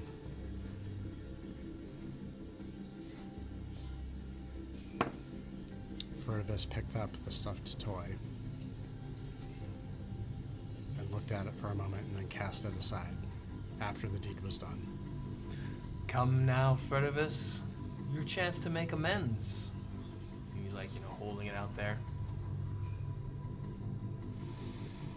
No worries where we're about to go. A chance to do right for those that we've wronged. It was by your command I did this. Oh, it's by my command I say to stand down. He's fascinating you. It's fascinating me. You're in the coffin, yeah. My turn now? Do I have a thing? You're or just fascinated. just fascinated. Do I have some lateral thinking for you? Here we go. So, your attention is focused on. I have an invisibility potion Okay. that I would like to take, presuming I don't have to roll for that. Nope, you can just drink it. Okay. And it was just, I don't know what the specs are on that exactly. You just turn invisible. Okay, Yeah. but so for like this turn, for several turns, like I think it's till you attack, or so I am now completely. I hidden. think it's like the half-like ability, right? It's something like like for 3 rounds. Really? not to turn this into a technical. Yeah, but I got you. keep talking. What do you So want? what I'm going to do is I want to take the potion, crawl out of said casket, and get nearer to my now fascinated partner. Okay. You drink this potion, become invisible for 10 rounds, or until you attack or cast a spell. well then. Okay. Well, closing the coffin lid wouldn't be attacking. You would still be invisible, yeah. Yeah. So I would like to. So I am invisible. I have 10 rounds. I would like to, while you two are discussing, instead of going over now that I know I'm invisible for 10 rounds, I would like to go back to the coffin I was in and begin closing the lid. Invisibly closing the lid onto the coffin, yeah? Yes, so as though what you two will now see is just the lid starting to close Yeah, itself. yeah, okay. Yeah. Roll a strength check. If you get a 12 or higher, you'll close it. If not, it'll take an extra round. 16. Hey. So the lid closes. Like as it sets, you hear Is it now? The gas is still coming out. Do I hear anything from the door in the distance or no? No. Let's clarify that statement. The gas is still coming out of the edges of that coffin. The second coffin. The second The coffin? second coffin. Okay. So the one that I have spent Yeah. a round. So to open the door, all lids must be placed and pushed down simultaneously. You recognize that as well now that you're getting closer and now that you've spent some. push down simultaneously. Like the lids like push down. Like you need someone on each coffin pushing the lid down. Right. So it's not enough to just close them. Yeah. Push them So, down. so maybe once I you're unlock the door. maybe you're an inch away from closing it. Well, it's closed, but now the door's not going to open until we push the button. But like Sure, whatever was yeah. coming out of it is now All right. coming out of it. Right, but it's still in the room. It's still filling Right. up. Yeah. All right. Furtivus. All right. Define fascination for me. Can I still continue to pull No, that? you're fascinated. For how many rounds? Yeah, good question, right? I guess the ShadowDark style 1d4 rounds, 1 round. So One round. that was the round. This was the round. Yeah, so okay. you are So fascinated I'm for just this turn. fascinated. Yep, thinking about that past. The horrors of what I've done. Okay. Go ahead. Okay, this is where it starts to get interesting now. Yeah. This is where it gets interesting. Yeah, Ah. yeah, because slowly rising ghast spell affects 0 level characters. On initiative count 1, increase affected level by 1 and roll a spellcasting check. So we've done this for 4 rounds now. So now it'll affect 3rd level characters. Anyone of affected level in the room must pass a Constitution check versus recent spellcasting check or fall asleep. All right. So what is the recent spellcasting check first? 9. Okay. Both need to pass a Constitution check of 9 or higher. 13. Or fall asleep. Well, 12, but 6 You're Mr. Constitution. on my fucking best stat. well, hold on. 6 plus 4. No, 2 plus 6. 2 plus shit. 4. Sorry. Good effort. Okay, so I love this. You have Legio, who's just put the coffin on, and the gas affects him, and he falls asleep. Invisibly falls Yes. asleep. No one knows where I Yeah. am. Right? No one knows Yeah, where I yeah, am. yeah, I'm yeah. still safe. Yeah. I'm just passed out now. For 10 rounds. I can't wait to play this out. So you're still alive, and you'll be unfascinated. I mean, this thing could tear you apart. All right. I'm unfascinated. Now it's your turn, and you're unfascinated Wait, how long am I asleep for? until you're awoken. All right. If someone shakes you or you're dealt damage. you're- Okay. you're Okay. invisible, No, which I no, no, love. no. I got this. I got you. Don't worry. Are you on the coffin or off the coffin? I'm going 1, 2, 3. You're on the coffin. 3. Okay, so you So I'm here and like, hunched over the coffin. so were someone to walk by it, it would. If someone were to like Right. manipulate the coffin lid, maybe they have a chance of finding you. Okay. Love this. Furtivus. I felt so brilliant. Yeah, this is brilliant. Oh. Furtivus knew the other coffin lid was closing.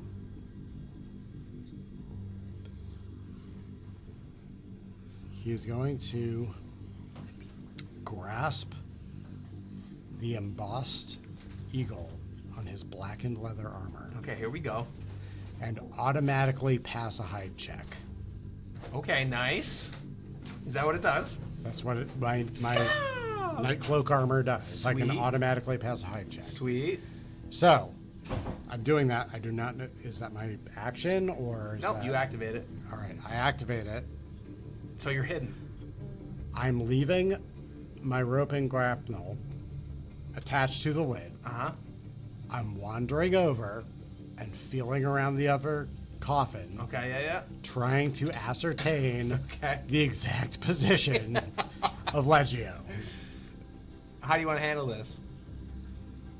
I mean, I would D6. love to handle it with a dex check, but Handle it with a dex check?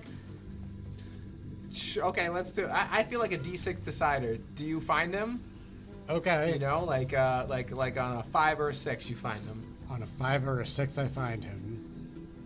let's up the stakes. Okay.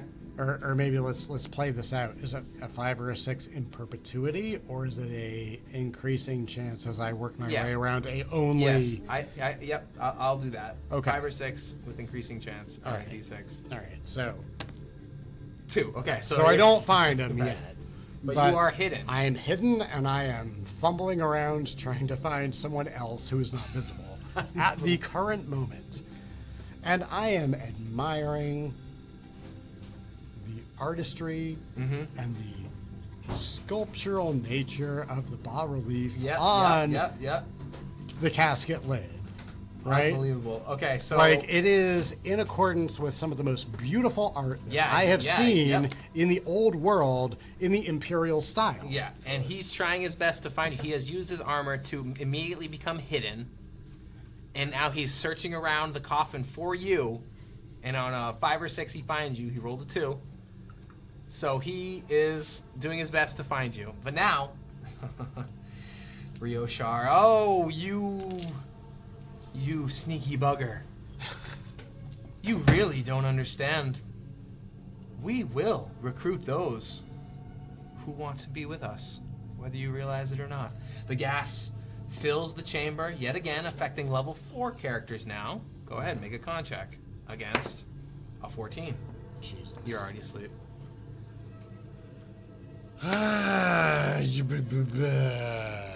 12. 11. 11.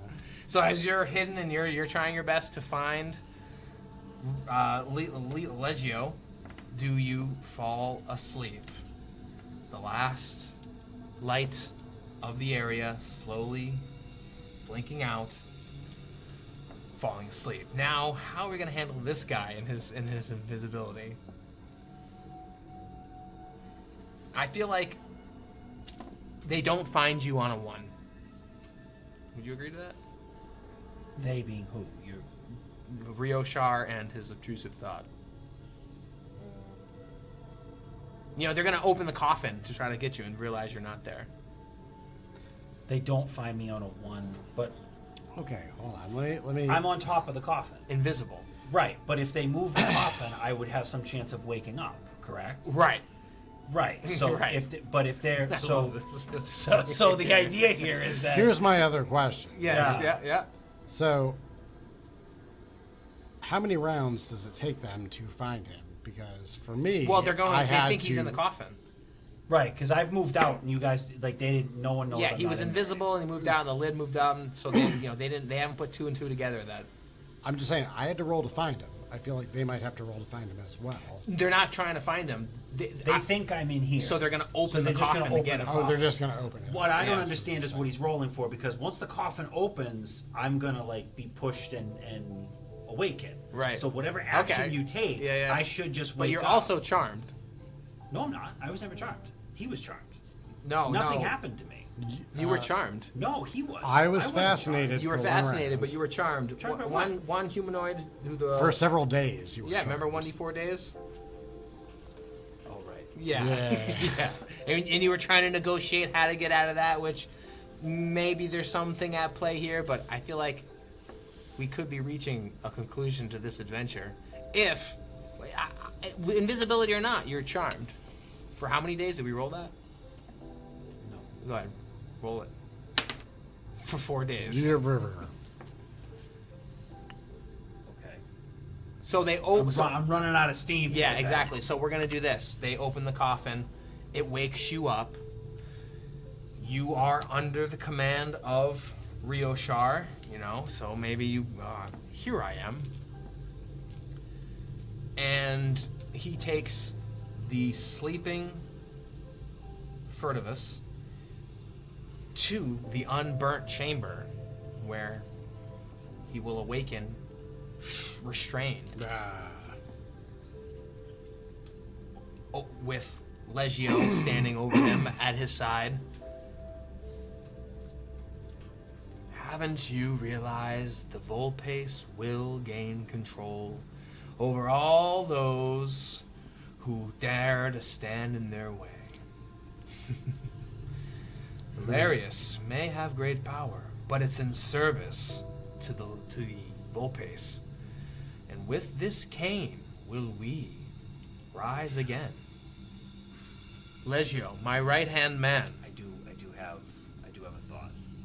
So there is it might be too late for this. We'll be creative and play it out.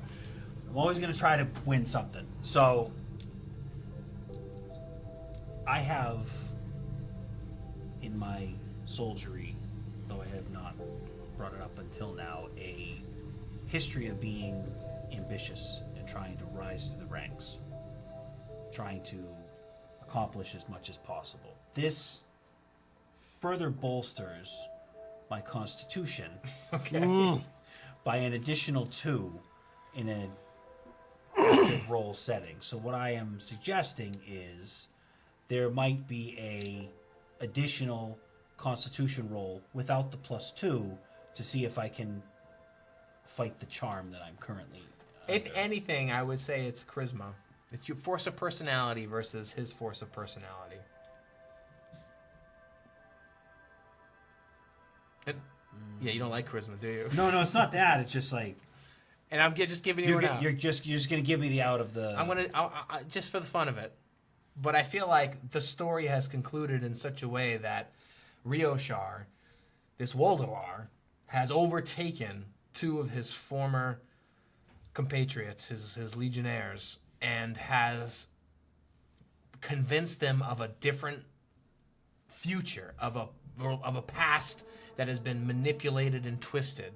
As darkness falls over you, especially Furtivus, as he's put to sleep by this gas chamber and brought into the restraining beds, and you just straight up charmed by his abilities. Now, we can talk about this in a little bit and the reflection of the playtest of this adventure and the stats and whatnot. But I am at peace saying this concludes in a tragic end. You know, this is not how you'd want to be as a hero, but this is how it has unfolded. Well, and there's always another session. Yeah, Right? an adventure. Campaign for another rolls day. on. Yeah, exactly. That's exactly right. And I'm good with that. That sounds like an adventure for another day, unless you'd like to add something narratively to all this. What happens in 1d4 days? But you're standing there next to him. Paint out like the narrative now, like you're his second in command. You know, he's charmed you, and everything that you had against him has now been flipped on its head, and there you are saying, "We will right the wrongs, and we will seek glory." And this is you know towards a step towards that direction. Maybe Get Out style. You're pushed down within your own self, and you're seeing yourself like, this isn't what I want, but like there you are doing that with him. Yeah. For 4 days. Exactly, for 4 days. And, this guy, and I had it written here that, if put to room 5, the PCs wake separately here in these rooms. So, like, you awaken here under his manipulation or control or tortured to death or, charmed again, to, forcefully make you part of his legion. But I feel like this is a place where the adventure slowly fades to dark as those back in Arventa do not hear from Legio or Furtivus, as Rioshar continues to make his appearance and beguiling those, within the outposts. Like, hey, the Cane of Recollection is in these ruins, and he's like slowly pulling people as this Wurdulac monster would do. This creature who was, what was that you read? I forgot where you read that. Oh yeah, a patient deceiver. Yes. Predator of kin with a half-living existence. Feeds off the hospitality, warmth, memories, dreams, and life force for good. So you guys had the best of intentions, but fell victim to like his prey. Channel old thoughts and use them against them closest to it. They desire companionship beyond measure. So he's happy now that he has legionnaires under his control. And that is how our adventure concludes today, unfortunately. But in a way. I don't have another out. You were trying. I Go was ahead, roll trying. your charisma check just to see. The luck token! Yeah. Just so I can see. Yeah, not giving it to you. What, 13? What's your charisma modifier? It would have been a 12. 12. Yeah. So you're pushed down within yourself as he continues to control you for 1d4 for 4 days, which we've determined to be the maximum. But that's an adventure for another day. Thanks for playing. Thank you. All right, recap, feedback. I'll I'll start from my standpoint as like the GM side. Man, I wrote a lot of asking people memories and pulling things out. The Wurdulac was level 11, 52 hit points. He has all of these crazy abilities. I modeled him off of the vampire, but changed some things. He's very strong, very powerful. I didn't set a level for this adventure because I feel sometimes with ShadowDark it's kind of amorphous, but it's nice to have a framing sort of light. A lot of these creatures are level 1, level 2. Seemed like you cut through them very well. Foggy Memory was a level 2 creature. Just kind of mind dumping here, but I guess I kind of built this to be stacked against the players. Maybe you could have pushed those stuff, unlocked the door, and run. Running is always an option, but the dice didn't work in your favor, I guess. But go ahead, you guys. So here's what I'll say. There was a very nice mix of exploration, of puzzle, of combat. There's something for everyone here. I think that outside of the context of the greater campaign and the conclusion, etc., right? Sure, right. What I like is that your framework is very universally applicable in terms of how the memories unfold, how the map unfolds, how the roles go. And I like the concept of not, yes, it's given physical form, but really what the enemy here is internal to the characters. It is your insecurities. It is your failings. It is what you don't want everyone else to know, right? That's cool. That's a very cool concept. And so I've just had a lot of feedback that it requires a lot of the players, and it's hard for a GM to adjudicate what some of my writings and compilations actually mean. And yeah, I could see that. Even when I'm running, I was like, okay, how do I do this? A lot of what my philosophy is in doing this stuff, just read the dang thing. Just put it out there and say, ennui and desperation flow in this room, 2 things. Number 1, you have the context of an established campaign, sure, and an established faction, which we've made this riveted on to. Correct. Yeah.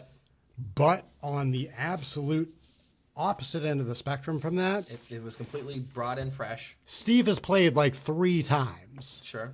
Again, all props. ShadowDark twice. All And props you have to Steve. no reference to our campaign as well, despite maybe the stories we've told along the way. This man is not an actor. This man is not like Yeah, this a man, he has no professional. skills like whatsoever. like- He is completely inept. I'm not. Why?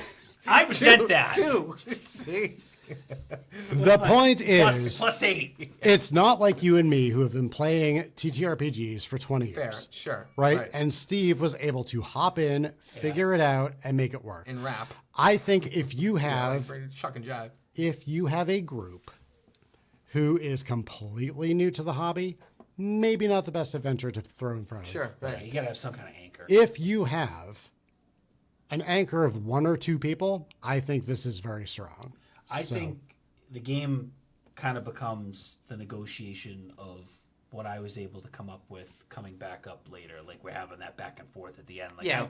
I'm doing that largely because it's like, okay, like it came up maybe more in the middle of it where it's like, oh, okay, so some of these memories that we've established, and so we can like riff off of this a little bit later. And like, all right, that adds a different element of like now at one point it is tough to understand exactly where that line is now because it's not a role mechanic. It's not something tangible. But A ruling versus a rule. yeah, it's now I think it's more in the spirit of like what you come here to do, like the general you, not no one specific. But like, the idea that like you're here to.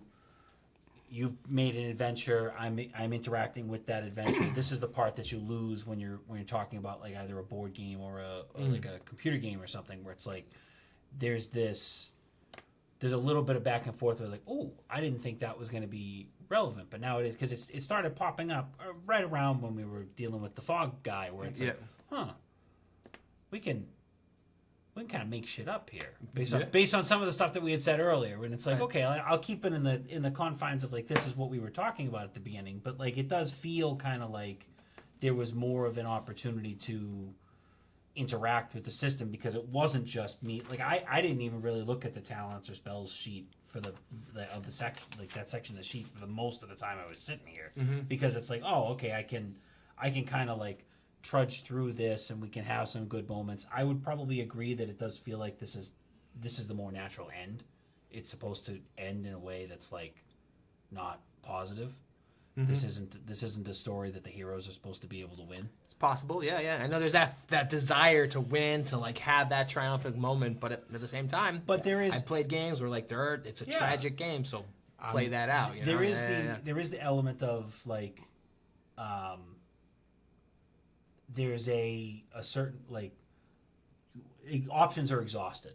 You know what I mean? Where it's like I'm digging through the sheet and it's like I'm trying to find something and it's like there's nothing that adds to that desperation of like no it's over. It's just interesting to think about this as one of your first published adventures.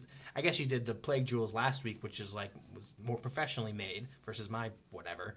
And there's rules and structure and you know I'm GMing that, where a lot of this it's hitting the table for the first time, so you're seeing it in action for the first time, and I'm trying to be as true to the structure as possible versus what has been maybe play tested or refined or sharpened more mechanically versus a lot of ambiguous rulings, you know, very emotional, telling people how they feel, which I know sometimes people have a problem with.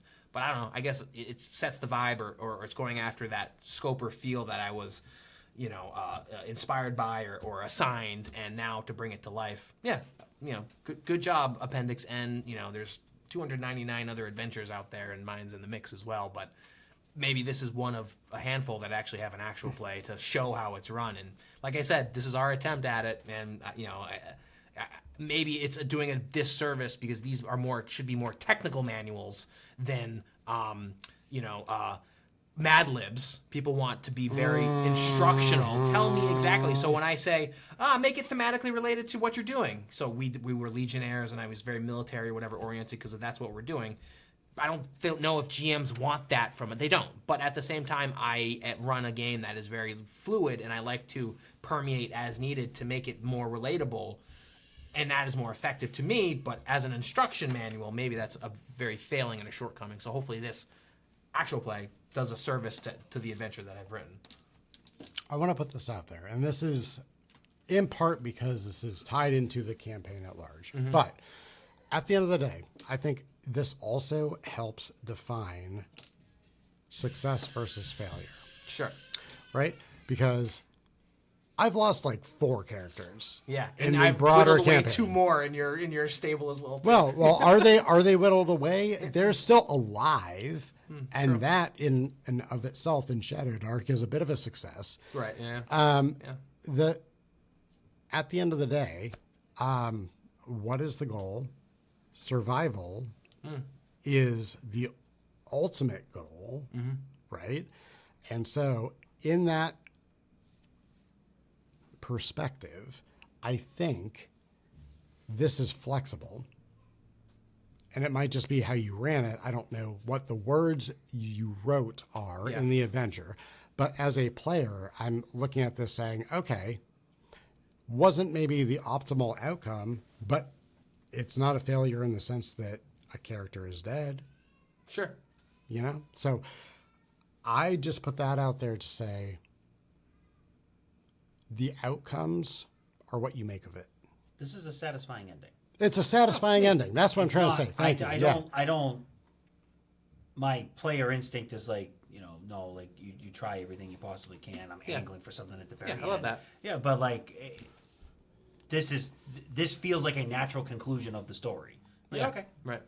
And I can live with that. This is where I come back to a lot of published adventures are like, well, either you succeed or you fail, but. No, there's shades of this on both sides, right? And I like how this is flexible to accommodate that. That's all I'm saying. Well, there it is in play. I think I have my own Wurdulac downstairs with my kids screaming Nah. right off. So thanks for playing again, guys. Hopefully we did it justice, Future Wolf.